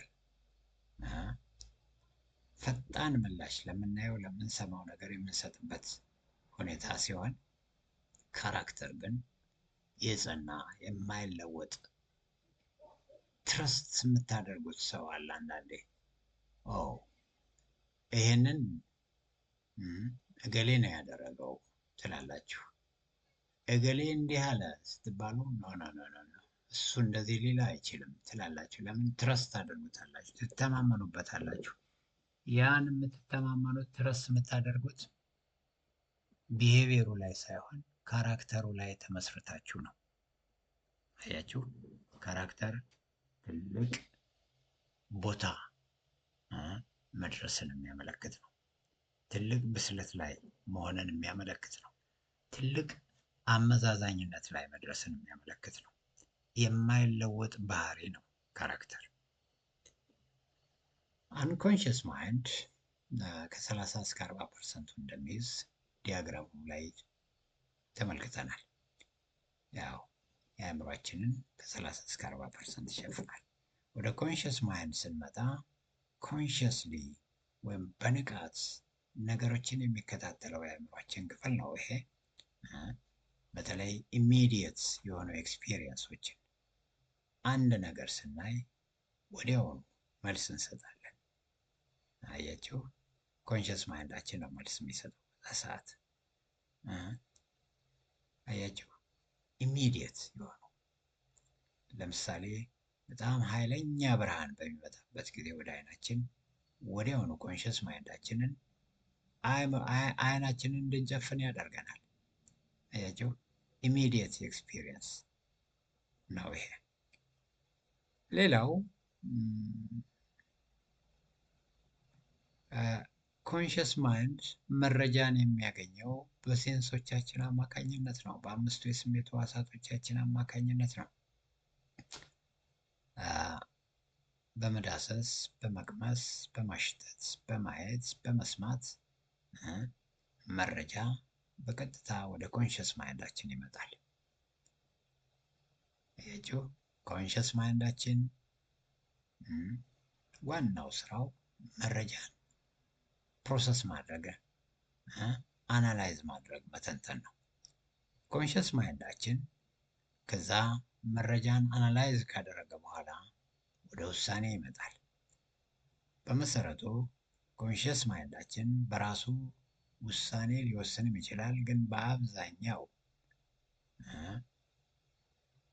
ሳብኮንሽስ ማይንዳችንን አነጋግሮ ከሳብኮንሽስ ማይንዳችን ጋር ኮሚኒኬት ካደረገ በኋላ የሚወስነው ውሳኔ ውጤታማ ይሆናል። አለበለዛ ኮንሽስ ማይንዳችን ሊሳሳት የሚችልበትም ጊዜ አለ ማለት ነው። ብቻውን ዝም ብሎ የሚወስን ከሆነ ስህተት ውስጥ የሚገባበትም ጊዜ ሊኖር ይችላል። አያችሁ፣ በይዘት ደረጃ ኮንሽስ ማይንዳችን የአእምሯችንን 10% ነው የሚሸፍነው። 10%። ወደ ትልቁ የአእምሯችን ክፍል እንምጣ። ሳብኮንሽስ ማይንድ ይባላል። ሳብኮንሽስ ማይንድ ከኮንሽስ ማይንዳችን ስር እንደሆነ ከዚህ ቀደም አይተናል። በስዕልም ደረጃ እዚህም ላይ በፒክቸር ደረጃ ማየት እንችላለን። መረጃ በስሜት ሕዋሳቶቻችን አማካኝነት በቀጥታ ወደ ኮንሽስ ማይንዳችን ይመጣል። ኮንሽስ ማይንዳችን ደግሞ ይህንን መረጃ ወደ ሳብ ኮንሽስ ማይንዳችን ይልካል። መረጃ ቀጥታ ወደ ሳብ ኮንሽስ ማይንድ የሚሄድበት ሁኔታ እንዳለ ስዕሉ ላይ ትመለከታላችሁ። ስለዚህ ኮንሽስ ማይንዳችን ውጤታማ የሆነ ውሳኔ ሊወስን የሚችለው በሳብ ኮንሽስ ማይንዳችን ሲረዳ ብቻ ነው። ምክንያቱም ሳብ ኮንሽስ ማይንዳችን ትልቁ የሰው ልጅ የአእምሮ ክፍል ነው። ወሳኙ ከ50 እስከ 60% የሚወስነው የሚሸፍነው ማለት ነው። በአብዛኛው ወይም ደግሞ ሙሉ በሙሉ ማለት ይቻላል ሰብኮንሽስ ማይንዳችን መረጃውን የሚያገኘው ከኮንሽስ ማይንዳችን ነው። ልባችን ሰብኮንሽስ ማይንድ ይባላል። አሁንም ልብ ስል ደረስ ስላለችው ልብ እያወራው አይደለም፣ አስተውሉ። በቃ ሳብኮንሽስ ማይንድ በራሱ የሰው ልጅ ትልቁ ልብ ተብሎ ይጠራል። ስለዛ ነው እየተናገርኩ ያለሁት። ስለዚህ በአእምሯችን ውስጥ ልብ አለ ማለት ነው። አያችሁ፣ በደረታችን ስር ብቻ ሳይሆን በአእምሯችን ውስጥ ያለው ልብ በደረታችን ውስጥ ካለው ልብ የበለጠ ትልቅ ሚና፣ ትልቅ ጥቅም ያለው ነው። ሁለቱም ለሰው ልጅ አስፈላጊ እና ወሳኝ ቢሆኑ ማለት ነው። ስለዚህ ልባችን የሳብ ኮንሽስ ማይንዳችን አንድ ክፍል ነች፣ ወይም ደግሞ ልባችን በቀጥታ ሳብ ኮንሽስ ማይንዳችንን ይወክላል ማለት ነው። መጽሐፍ ቅዱስ as a man thinks in his heart that is a man ይላል። ምን ማለት ነው? ሰው በልቡ እንዳሰበ እንዲሁ ነው ይላል። አያቸው፣ የሰው ልጅ ማን ነው ብትሉት በቃ የሰው ልጅ በልቡ ያሰበውን ነው ማለት ትችላላችሁ። በቃ ሰው በልቡ የሚያስበውን ነው የሚያደርገው። ሰብኮንሽስ ማይንዳችን እንዲህ አይነት ትልቅ ስራ አለው። ያው ከ50 እስከ 60%ን የአእምሯችንን ክፍል እንደሚሸፍን ቀደም ብለን ተመልክተናል። ትልቁን ቦታ ከአእምሯችን ውስጥ ያለው ሳብኮንሽስ ማይንዳችን ነው። አሁንም ነፍስን ተንትነን አልጨረስንም። The soul is the first component of media created by God. ተመልከቱ፣ ነፍስ በእግዚአብሔር የተፈጠረች ነች። መጽሐፍ ቅዱስን ስትመለከቱ እግዚአብሔር ሰውን በመልካችን እንደ ምሳሌያችን እንፍጠር ካለ በኋላ እንደገና ሰውን ከምድር አፈር አበጀው ይልና ከምድር አፈር ጠፍጥፎ ከሰራው በኋላ በአፍንጫውም የሕይወትን እስትንፋስ እፍ አለበት የሚል ቃል እናነባለን። ያኔ ሕያው ነፍስ ያለው ሆነ ይላል የሰው ልጅ። ተመልከቱ ነፍስ እንዴት እንደተፈጠረች። የእግዚአብሔር መንፈስ ወይም የእግዚአብሔር እስትንፋስ በአፍንጫችን ውስጥ ገብቶ በቀጥታ ነፍስን እንደፈጠረ ነው የምትመለከቱት። ስለዚህ ነፍሳችን በእግዚአብሔር የተፈጠረች የመጀመሪያዋ ሚዲያ ነች ማለት ይቻላል። The soul is God's media for kingdom rulership. ያው መጽሐፍ ቅዱስ የኪንግደም መጽሐፍ ነው፣ ወይም ደግሞ የእግዚአብሔር መንግስት ኮንስቲቱሽን ነው፣ ህገ መንግስት ነው። መጽሐፍ ቅዱስ የእግዚአብሔር መንግስት ህገ መንግስት እንደመሆኑ መጠን እግዚአብሔር ደግሞ በዛ ህገ መንግስት ምድርን ነው የሚያስተዳድረው። ኪንግደም ሩለርሺፕ እንለዋለን። ያ የእግዚአብሔር መንግስት አስተዳደር በሰው ልጅ ነፍስ አማካኝነት ነው በቀጥታ የሰው ልጅ ምድርን የሚያስተዳድረው። አያችሁ? The kingdom of God is the kingdom of the soul. የእግዚአብሔር መንግስት ራሱ የነፍሳችንም መንግስት ነው። ነፍሳችን ውስጥ ነው እግዚአብሔር መጀመሪያ መንግስቱን የሚመሰርተው። ከዛ በኋላ ያን የተመሰረተ መንግስት ወደ ሌሎች ሰዎች ነፍስ እንዲሁ እናስተላልፋለን ማለት ነው፣ እየመሰከርን እየተናገረን። አያቸው? የእግዚአብሔር መንግስት ወደ ነፍሳችን ሰርጾ ካልገባ ወደ መሬትም ሊስፋፋ አይችልም። የሰው ልጅ ነፍሱ በእግዚአብሔር መንግስት እውቀት ስትጥለቀለቅ ብቻ ነው ያንን እውቀት ወደ በምድር ላይ ወደሚኖሩ የሰው ልጆች ወዳልገባቸው ሁሉ ማስተላለፍ የሚችለው የሰው ልጅ። ሌላው the kingdom of darkness is the kingdom of the soul also. የእግዚአብሔር መንግስት የነፍሳችንም መንግስት ነው እንዳለ ሁሉ የጨለማውም ስልጣን ልክ እንደዚሁ በሚያምኑት ውስጥ በነፍሳቸው ውስጥ የሚነግስበት ጉዳይ አለ። ተመልከቱ። እግዚአብሔር በነፍሳችን ውስጥ ነፍሳችንን ለመማረክ ጦርነት እንደሚያደርገው ሁሉ ሰይጣንም ልክ እንደዚሁ የሚዋጋውና የሚታገለው የሰው ልጅ ነፍስ ለመማረክ ነው። God is battling for your soul. So is Satan. The battle in life is for the soul of man. የወሳኝ ነገር ነው። በህይወት ውስጥ ትልቁ ጦርነት የሚከናወነው በሰው ልጅ ህይወት ውስጥ የሰውን ልጅ ነፍስ ለመማረክ ነው።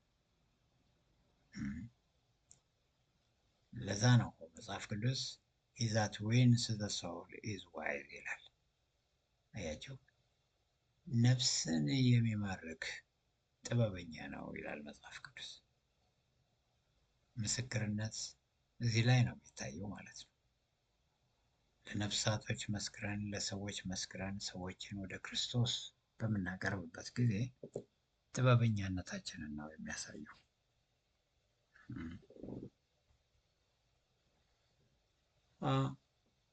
ሌላው ነፍስን መማረክ ከባድ ስራ ነው።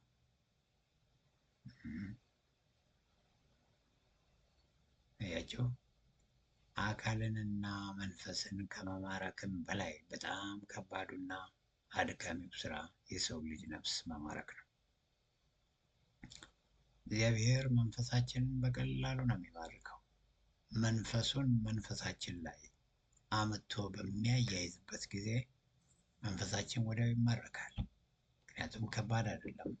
መንፈስ ለመንፈስ በሚደረግ ግንኙነት የመማረኩ ጉዳይ ከባድ አይደለም። ብዙ አካላችንም ልክ እንደዚሁ እስኪ እንስማ እንየው ብለን ወደዛ ወደሚሰበክበት ትምህርቱ ወደሚሰጥበት ቦታ እንሄዳለን። አካላችን ይሄዳል። ነፍሳችን ግን የሚነገረውን ንግግር፣ የሚሰበከውን ስብከት፣ የሚሰጠውን ትምህርት እየተጠራጠረች ልቀበል አልቀበል በማለት ብዙ ጊዜ ስለምታስቸግር እንዲሁ በቀላሉ ነፍስን ለመማረክም አዳጋች ነው ማለት ነው። ነፍስ እንዲሁ በቀላሉ የምትማረክ አይደለችም።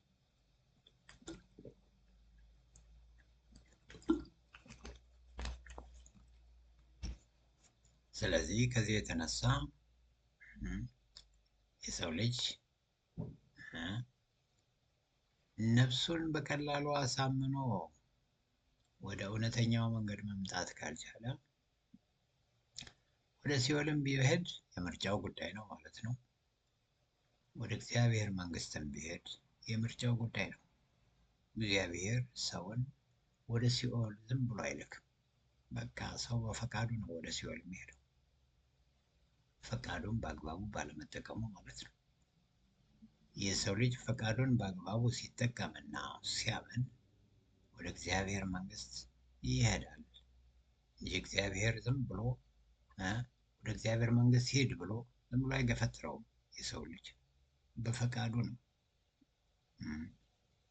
ወደ ሲኦልም የሚሄደው ወደ እግዚአብሔር መንግስትም የሚሄደው የሰው ልጅ።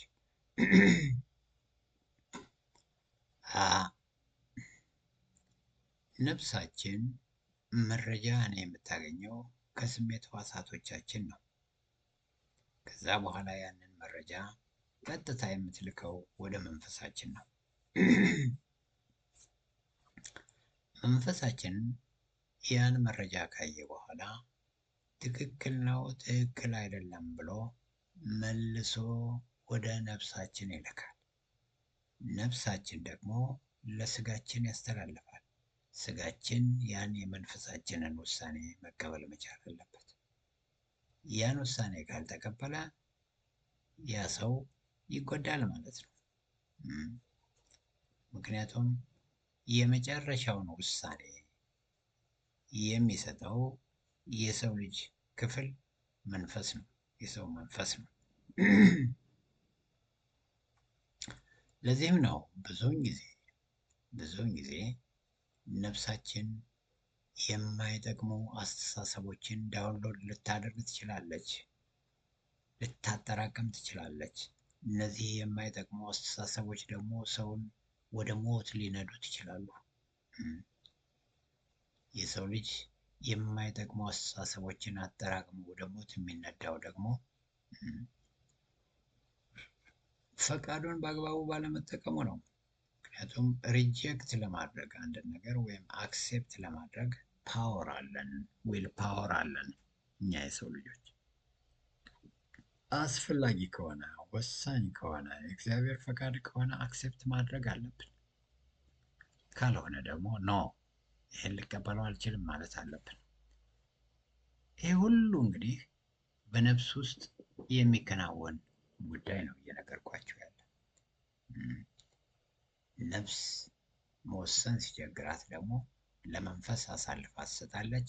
የመንፈስ ውሳኔ ግን ሁልጊዜ የጸና ይሆናል ማለት ነው። ነፍስ በጣም ውስብስብ ነገር ስለሆነች ነው ትንታኔዋም የሚበዛው። ነፍሳችን መንፈሳችንን በመረጃ ትመግባለች፣ መረጃ ታቀርባለች ለመንፈሳችን።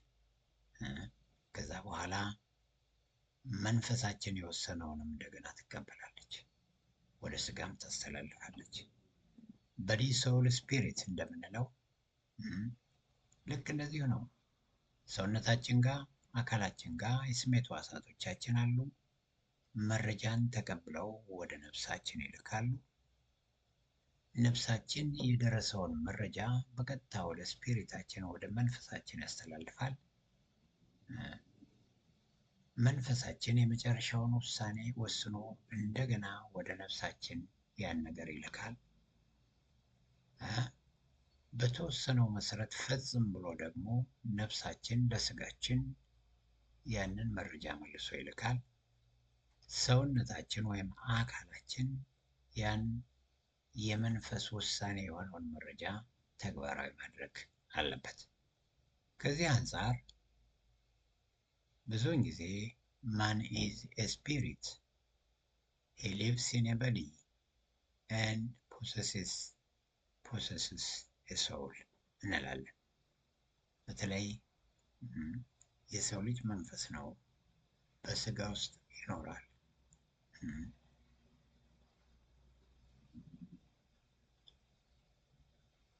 ነፍስም አለው እንላለን። ይሄ እንግዲህ ልክ ስላሴ እንደምንለው አምላክን በመለኮት አንድ በአካል ሶስት እንደምንለው የሰው ልጅም ልክ የአምላክ አምሳል በመሆኑ ምክንያት ሶስት ክፍሎች እንዳሉት ታያላችሁ። ስጋ፣ ነፍስና መንፈስ የሚባሉ ነግሬያችኋለሁ። ማን የሚባለው ቃል በራሱ በዕብራይስጥኛ ኢሽ ነው ብያችኋለሁ። ኢሽ ማለት መንፈስ ማለት ነው ብያችኋለሁ። ማን ኢዝ ስፒሪት፣ በቃ ያ ስፒሪት ደግሞ ሊቭስ ኢን ኤ ቦዲ በአካል ውስጥ ነው የሚኖረው።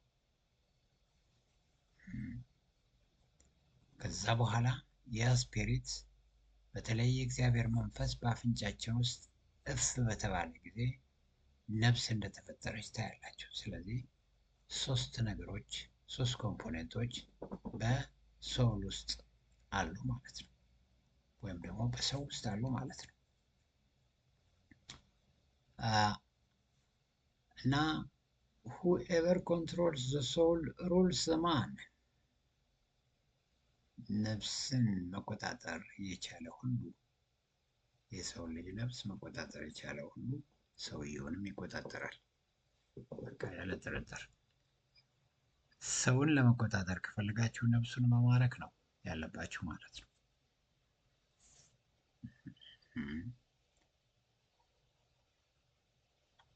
The number one prosperity focus should be on your soul።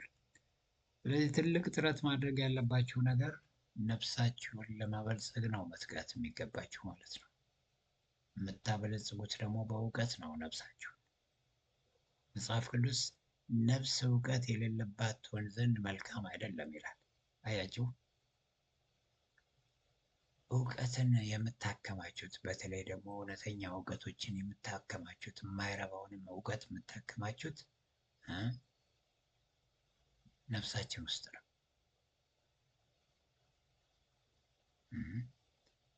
በነፍሳችን የበለጸግን ካልሆነን፣ በእውቀት የበለጸግን ካልሆነን በየትኛውም የህይወታችን ክፍል ድሃዎች እንሆናለን። ያልተሳካልን፣ ያልተከናወነልን እንሆናለን። ነፍሳችን በእውነተኛ እውቀት ሲሞላ ግን ስኬታማ ፍጡራን እንሆናለን።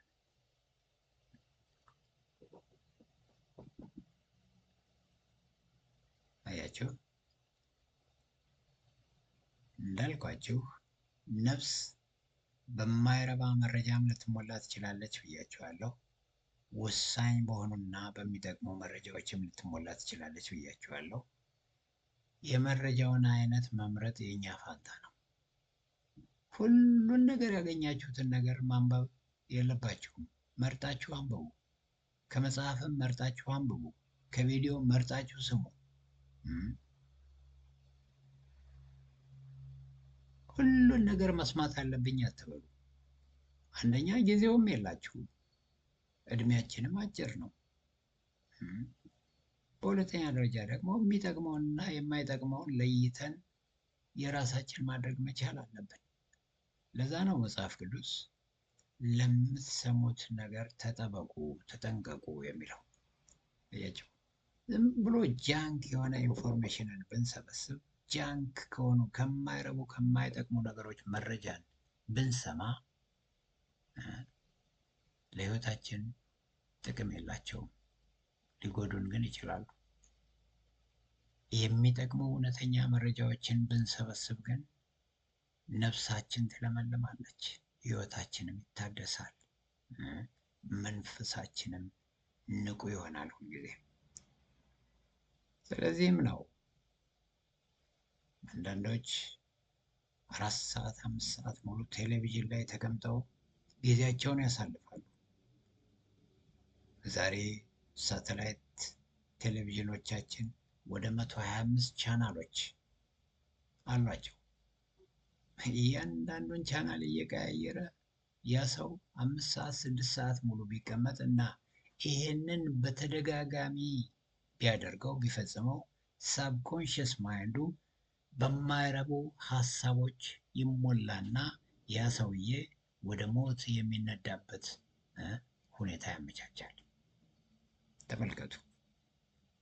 ከ125 ቻናሎች ውስጥ የሚጠቅሟችሁ ለምሳሌ 4-5ቱ ወይም 10ሩ ሊሆኑ ይችላሉ። እነርሱን መርጣችሁ ማየት መስማት ይኖርባችኋል። በማንበብ ጊዜያችሁን ብታሳልፉ፣ ስታነቡም ልክ እንደዚሁ መጽሐፍቶችን መርጣችሁ ማንበብ ይገባችኋል። ዝም ብሎ የትኛውንም ነገር መርጣ ብታነቡ ጥቅም ላታገኙበት ትችላላችሁ። ልብ ወለዶች ጥሩ ናቸው፣ ነገር ግን ብዙም ለፍጻሜያችሁ ግን ብዙም የሚጠቅማችሁ ነገር የለም።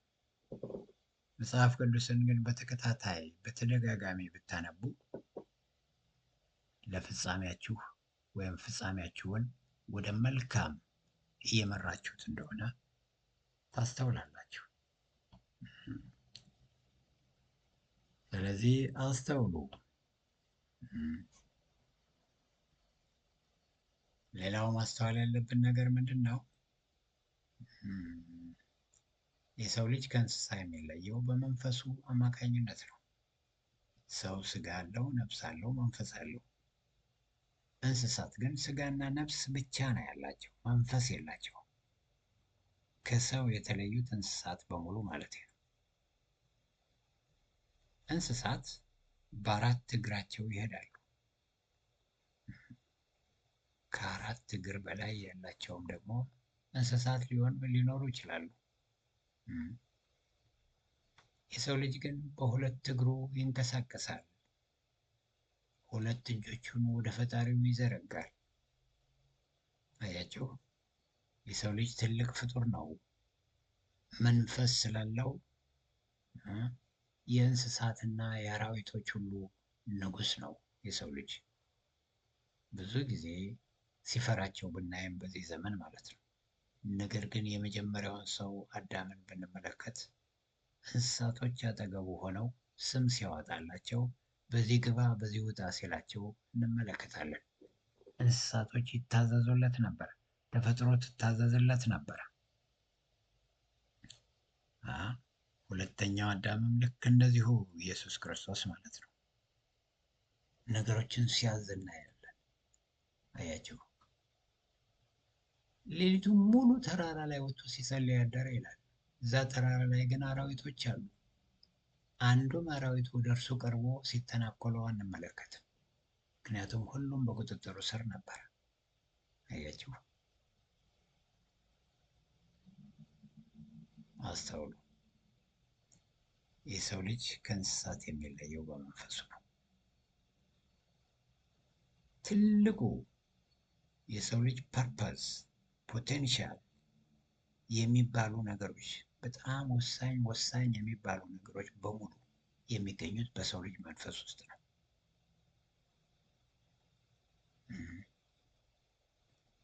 በቃ ይህንን በደንብ አድርገን ማስተዋል መቻል አለብን።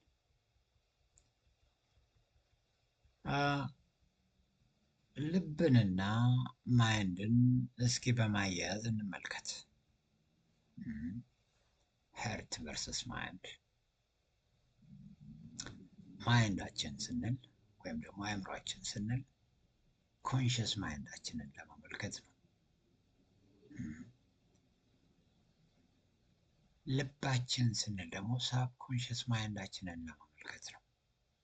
ግን ሁለቱም የአእምሯችን ክፍሎች ናቸው። ኮንሽስ ማይንዳችንም ሳብ ኮንሽስ ማይንዳችንም የማይንድ ክፍሎች ናቸው። ግን አንደኛው አእምሮ ነው፣ ሌላኛው ግን ልብ ነው።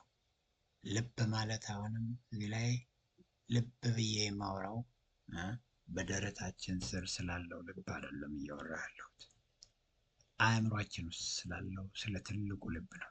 ሰው ልጅ ሁለት ልቦች አሉት። አንደኛው በደረቱ ስር ያለው ልብ ሲሆን ሁለተኛው ደግሞ በአእምሮ ውስጥ ያለው ልብ ነው። ትልቁ ልብ ሁለተኛው ልብ ማለት ነው።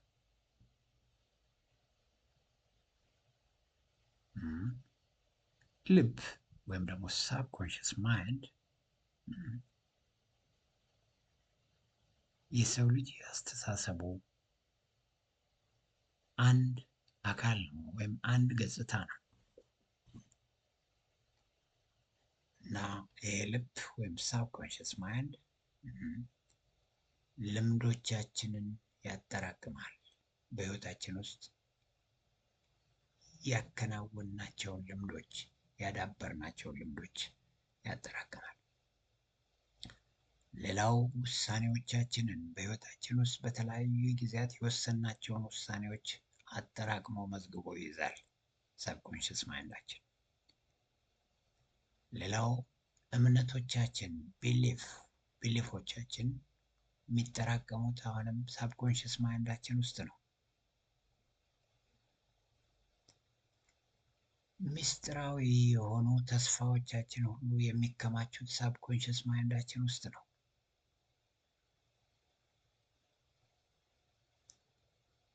ጥልቅ የሆኑ ፍርሃቶቻችን በህይወት ውስጥ በሚያጋጥሙን የተለያዩ ፈተናዎች የሚገጥሙን ጥልቅ ፍርሃቶቻችንም የሚከማቹት አሁንም ሳብኮንሽስ ማይንዳችን ውስጥ ነው።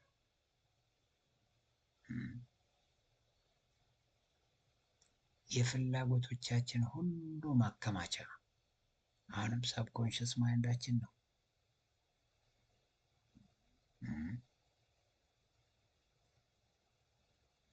ጥማቶቻችን ጥልቅ የሆኑ ጥማቶቻችን የሚከማቹትም የሚመነጩትም ሳብኮንሽስ ማይንዳችን ውስጥ ነው። ወደ መንፈሳዊ ዓለም የምናፈቀው በሳብኮንሽስ ማይንዳችን አማካኝነት ነው።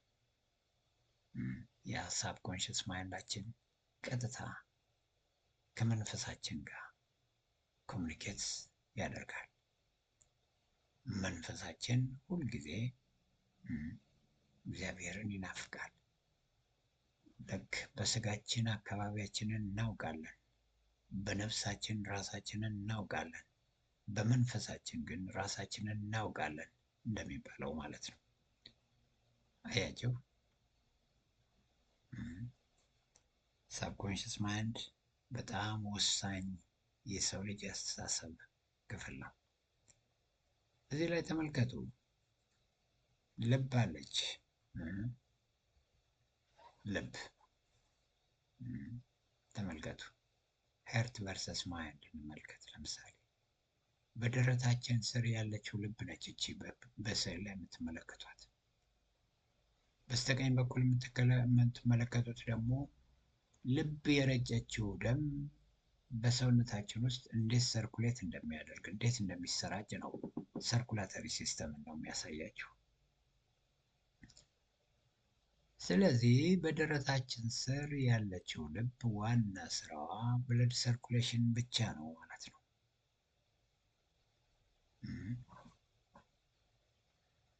እንጂ የማሰቢያ ተቋም አይደለችም ይቺ ልብ። አስተውሉ። እሱን እናየዋለን አሁን በሚቀጥለው ስላይድ ላይ። ስለዚህ በደረታችን ስር ያለችው ልብ እውነተኛዋ ልብ እንዳልሆነች ተገንዘቡ። እውነተኛው ልብ በማይንዳችን ውስጥ ነው ያለ።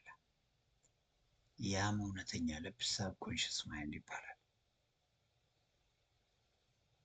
በሌላም አባባል ስፒሪት ኦፍ ዘ ማይንድ ይባላል። ያ ሳብኮንሽስ ማይንድ እውነተኛው ልባችን ማለት ነው። የልቦናችሁ አይኖች እንዲበሩ ይላል መጽሐፍ ቅዱስ። አያችሁ፣ ያ በተለይ ሳብኮንሽስ ማይንዳችንን የሚያመለክት ነው። ሳብኮንሽስ ማይንዳችን ብዙውን ጊዜ ጃንክ በሆኑ በማይጠቅሙ አስተሳሰቦች ይሞላና ወደ እግዚአብሔር መናፈቁን ያቆማል።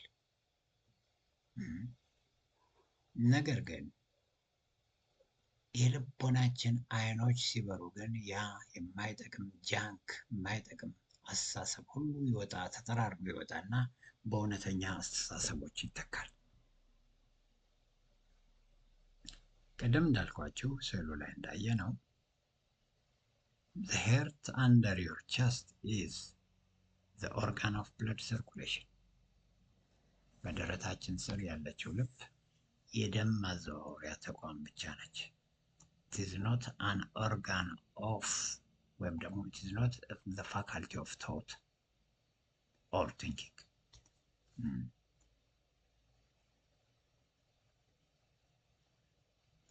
ስለዚህ the faculty of thought የሚባለው subconscious ማይንዳችን ነው። የማሰቢያ ትልቁ ተቋም ትልቁ ዩኒቨርሲቲ የሚባለው subconscious ማይንዳችን ነው። as the mind is reflexive so the heart is reflective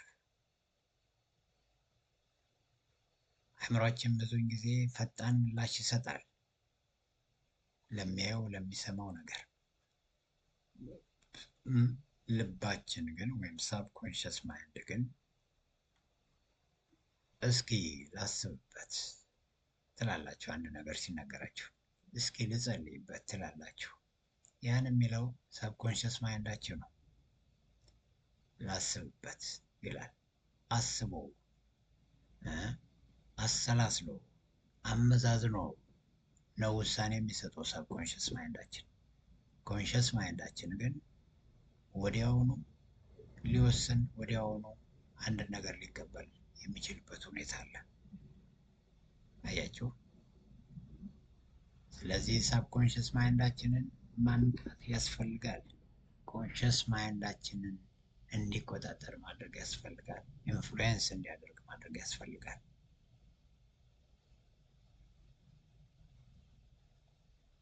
እና እውነተኛው የሰው ልጅ ውሳኔ የሚወሰነው በሰው ልጅ ልብ ውስጥ ነው፣ ወይም ደግሞ በሰው ልጅ ሳብኮንሽስ ማይንድ ውስጥ ነው ማለት ነው። አያችሁ።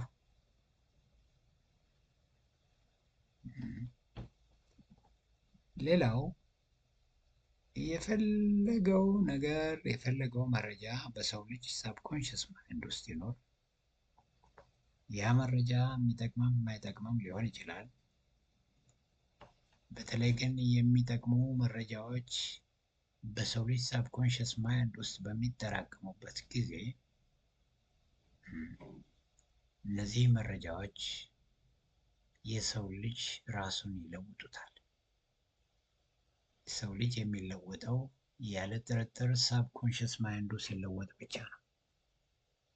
ሳብኮንሽስ ማይንዱ ደግሞ የሚለወጠው እውነተኛ የሆኑ የሚለውጡ አስተሳሰቦች በሳብኮንሽስ ማይንድ ውስጥ ሲከማቹ ብቻ ነው። ይሄ ደግሞ በአንድ ቀን የሚከናወን አይደለም። 40 ዓመት ሙሉ መጽሐፍ ቅዱስን አንብቤ ነው አሁንም አስረዳችሁ። ከ30 እስከ 40 ያህል ጊዜ መጽሐፍ ቅዱስን ከጨረስኩ በኋላ ነው መጽሐፍ ቅዱስን አንድ በአንድ እየተነተንኩላችሁ ያለሁት። አሁን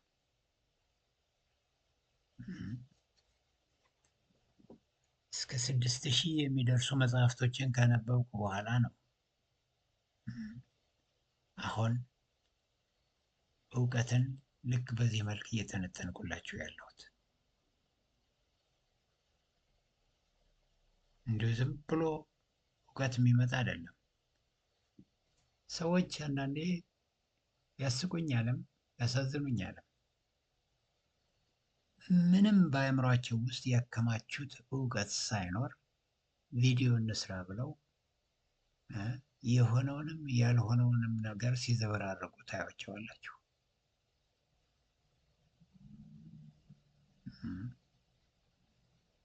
ቪዲዮ መስራት ጥሩ ነው።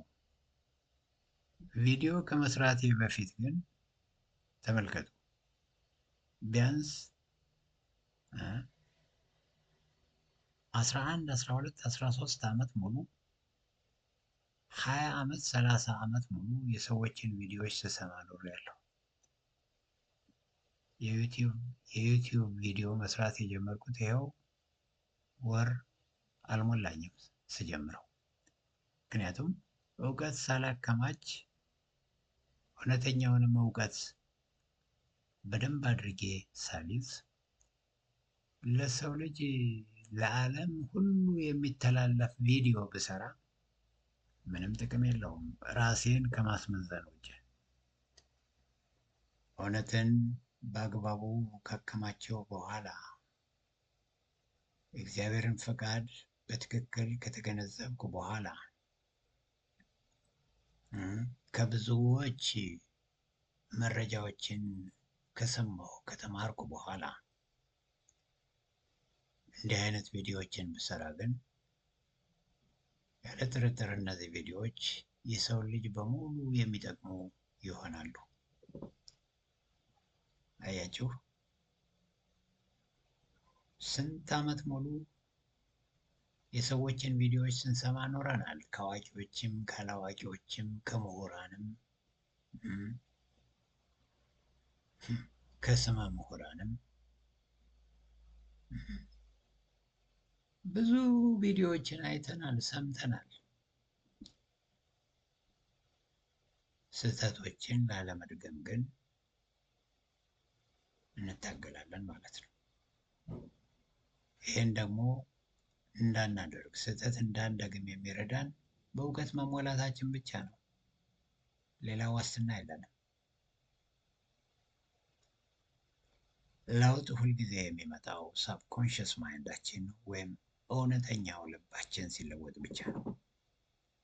ሳብኮንሽስ ማይንድ ሳይለወጥ ለውጥ ሊመጣ አይችልም። ሳብኮንሽስ ማይንዱ የተለወጠ ሰው ግን እውነተኛ ልቡ የተለወጠ ሰው ግን አንድ ቦታ ላይ ተወስኖ አይኖርም። ለዓለም ሁሉ የሚተርፍ እውቀትን ስለያዘ ለዓለም ሁሉ የሚገለጥበት ጊዜ ይመጣል። ያ ሰው ዓለም ሁሉ ይሰማዋል። አፉን ከፍቶ ይሰማዋል፣ ይማረክበታል። እውቀት ሲገለጥ ነፍስ ታውቃለች በደንብ። እውቀት ሲገለጥ ሰዎች እኮ ያውቃሉ። እውነተኛ እውቀቶች በሚገለጡበት ጊዜ የሰው ልጆች ይለያሉ። ልንገራችሁ፣ ምንም የተማሩም ቢሆኑ የተማሩም ባይሆኑ ይገባቸዋል። አትሊስት አንድን ነገር በኮንፊደንስ በድፍረት ልትናገሩት የምትችሉት ሲገባችሁ ብቻ ነው። ካልገባችሁ በአግባቡ ልታስተላለፉት አትችሉም። ያን ነገር ኃይልም አይኖረውም። የሰዎችን ልብ ሰርስሮ ለመግባት እና በሰዎች ልብ ውስጥ ለውጥ ለማምጣት ኃይል አይኖረውም። የምትናገሩት ነገር ሁልጊዜ አንድ ነገር ሰርጾ ሲገባችሁ ሌላው ሰው ስትናገሩት ራሱ ልቡን ሰንጥቆ ይገባል። ያ ንግግር ያ ሰው ይለወጣል። እናንተን ይገመግማል፣ እናንተን ይመዝናል። መንፈሳዊ ሰው ሁሉን ይመረምራል፣ እርሱ ራሱ ግን በማንም አይመረመርም እንደሚለው የእግዚአብሔር ቃል። አያችሁ፣ መንፈሳዊ ሰው ሁሉን ይመረምራል፣ እርሱ ራሱ ግን በማንም አይመረመርም ይላል። ይሄ የሰብኮንሽስ ማይንድን ለውጥ ያሳያል።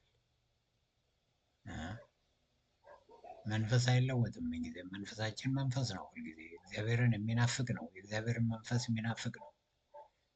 ነገር ግን የአእምሯችን ትልቁ ክፍል ትልቁ ልብ የሆነው ሳብኮንሽስ ማይንዳችን ነው መለወጥ ያለበት። በቃ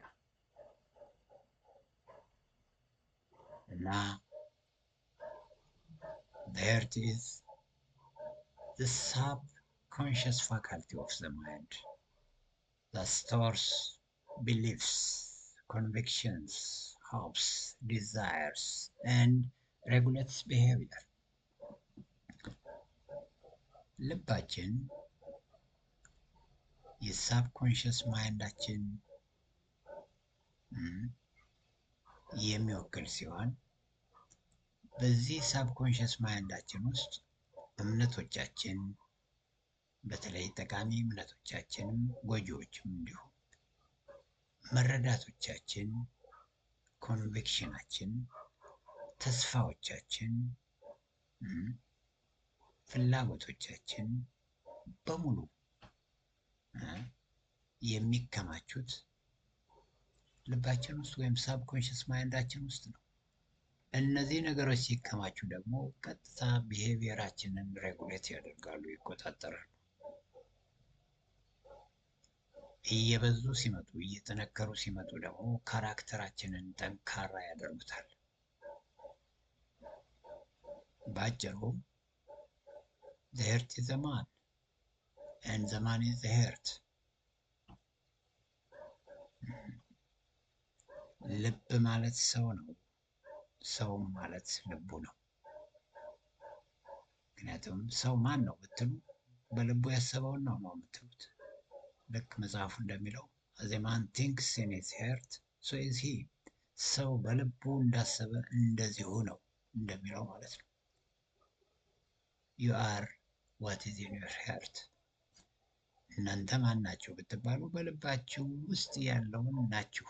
በቃ ባጭሩ። እና በሰው ልብ ውስጥ የተከማቸው ነገር የሰውየውን ማንነት ያንጸባርቃል ወይም ይገልጻል። የሰው ማንነቱ በልቡ ውስጥ የተከማቸው ነገር ነው።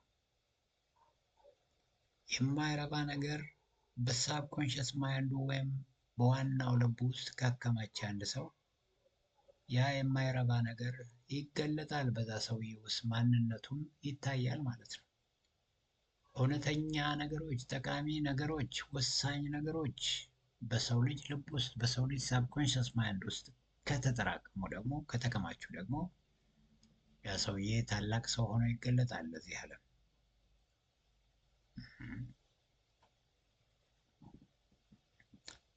ያ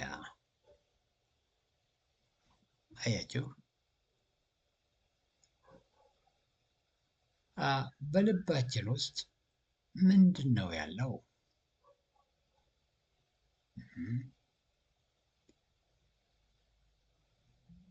መጽሐፍ ቅዱስ ምን ይላል? አጥብቀህ ልብህን ጠብቅ የሕይወት መውጫ ከእርሱ ናትና ይላል።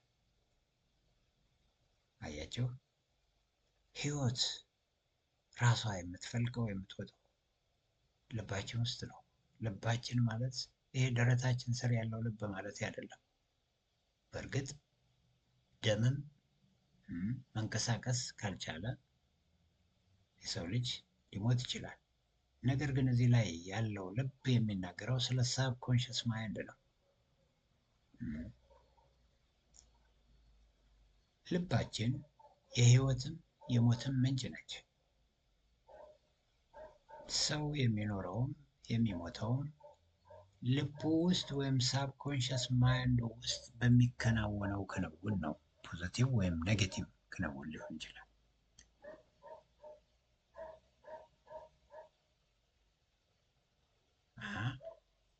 ወደ ሳብኮንሽስ ማይንዳችን ወይም ወደ ዋናው ልባችን መረጃ የሚመጣው ከማይንዳችን ነው ማለት ከኮንሽስ ማይንዳችን ነው ለማለት ነው። ወደ ማይንዳችን ደግሞ መረጃ የሚደርሰው ወይም ደግሞ ወደ ኮንሽስ ማይንዳችን መረጃ የሚደርሰው በስሜት ሕዋሳቶቻችን አማካኝነት ነው። በስዕል ተመልክተነዋል ከዚህ ቀደም።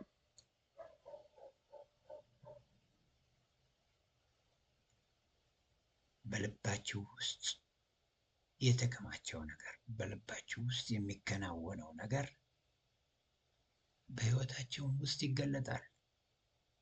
በየመንገዶቹ ትገልጹታላችሁ። በሕይወታችሁ ውስጥ የተከማቸውን ነገር አስተማሪዎች ከሆናችሁ በየትምህርት ቤቱ ትገልጹታላችሁ። በሕይወታችሁ ውስጥ የተከማቸውን ነገር በሀገራዊ ሕይወታችሁም ላይ ትገልጹታላችሁ። በልባችሁ ውስጥ የተከማቸውን ነገር ለሀገር የሚጠቅም ሀሳብ ታፈልቃላችሁ ማለት ነው።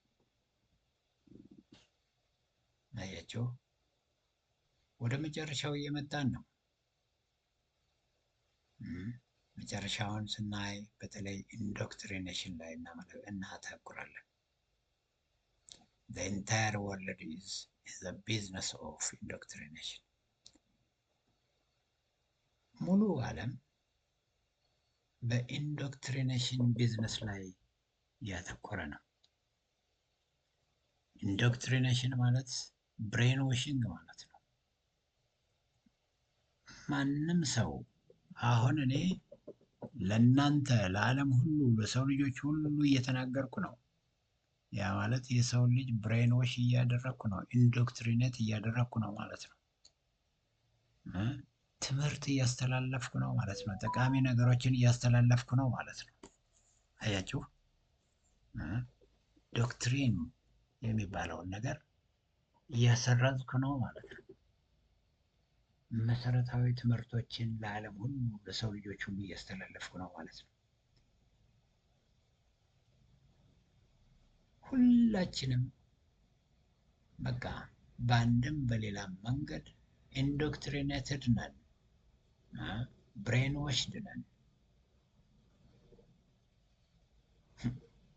ያ ኢንዶክትሪኔት ወይም ብሬን ዋሽድ የምንደረግበት ነገር ግን ውሸትም ሊሆን ይችላል፣ እውነትም ሊሆን ይችላል። መለየት መቻል አለብን። 125ቱንም የሳተላይት ቲቪ ቻናሎቻቸውን ስትመለከቱ የሁሉም ዓላማ የእናንተን ብሬን ዎሽ ማድረግ ነው፣ በመልካምም ይሁን በመጥፎም። ስለዚህ መርጣችሁ መስማት መርጣችሁ ማየት አለባችሁ እምላችሁ ለዛ ነው። The entire world of media is the world of indoctrination. በዓለም ያለው ሚዲያ በሙሉ ሲኤንኤን በሉ፣ ቢቢሲ በሉ፣ አልጀዚራ በሉ፣ የኢትዮጵያ ቴሌቪዥን በሉ፣ ፋና በሉ፣ ጥሩ ዘርዝሩ። ይህ ሁሉ የሚሰራው የኢንዶክትሪኔሽን ስራ ነው፣ የብሬን ዎሽንግ ስራ ነው። ፖለቲካው ለራሱ ዓላማ ብሬን ዎሽ ያደርጋል ህዝቡን።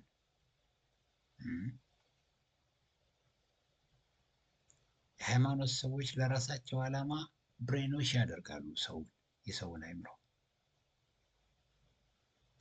እውነተኛ የእግዚአብሔር ሰዎች አሁንም ለእግዚአብሔር መንግስት ዓላማ የሰውን ልጅ አይምሮ ብሬን ዎሽ ያደርጋሉ፣ ኢንዶክትሪኔት ያደርጋሉ።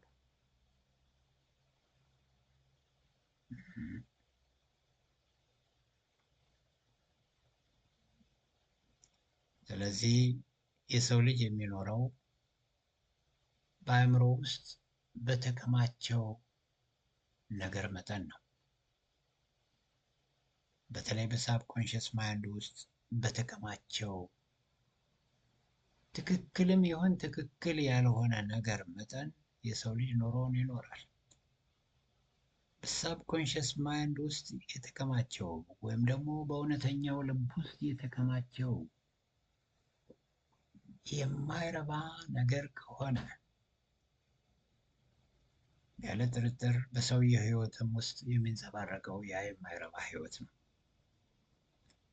በሰው ልጅ እውነተኛ ልብ ውስጥ ወይም በሳብኮንሽስ ማይንድ ውስጥ የተከማቸው ደግሞ ትክክለኛና እውነተኛ የሆነ ነገር ከሆነ ያ ሰውዬ ያለ ጥርጥር ለዓለም የሚጠቅምን መልእክት እና ትምህርትን ያስተላልፋል ማለት ነው።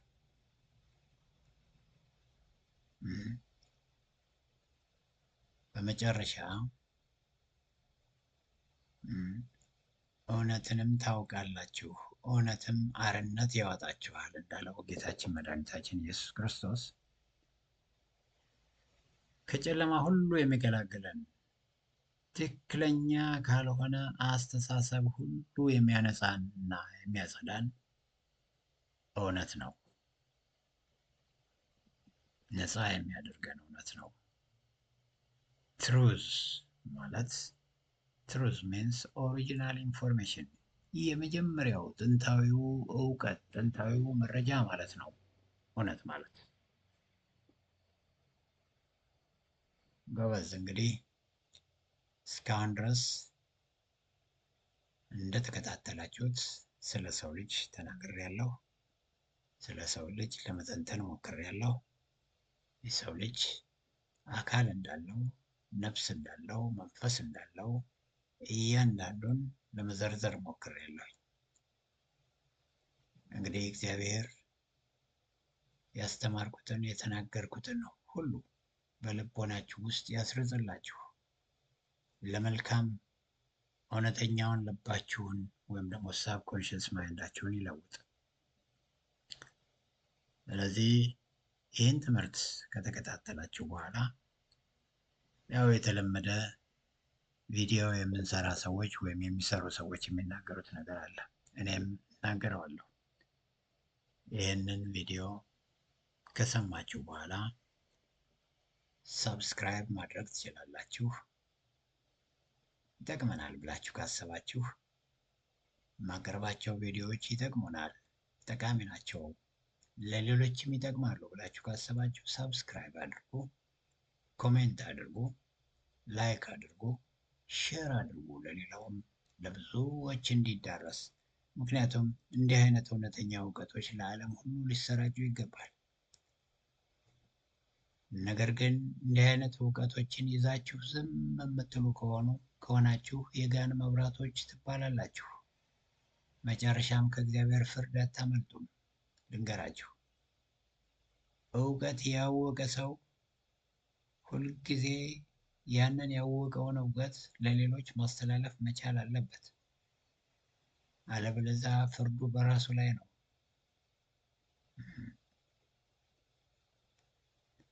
እውነተኛ እውቀት አውቃችሁ ዝም ብላችሁ ቤታችሁን ዘግታችሁ የምተኙ ከሆነ አስቸጋሪ ነው።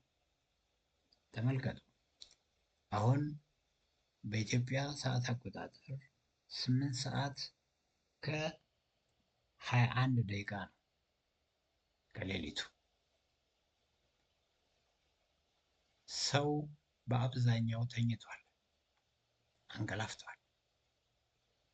ይሄን እውቀት ይሄን ትምህርት በዚህ ሰዓት ብቻዬን ቁጭ ብዬ የምናገረው የምለፈልፈው የማስተምረው ግድ ስላለብኝ ነው። ያወቅኩትን እውቀት ለሌሎች የማስተላለፍ ግዴታ ስላለብኝ ነው። እናንተም ሼር አድርጉ፣ በተለይ ሰብስክራይብ አድርጉ፣ ለሌሎች አሰራጩ እንዲህ አይነት እውቀቶችን። ለዛሬ እዚህ ላይ ይበቃናል። ስላዳመጣችሁኝ አመሰግናችኋለሁ።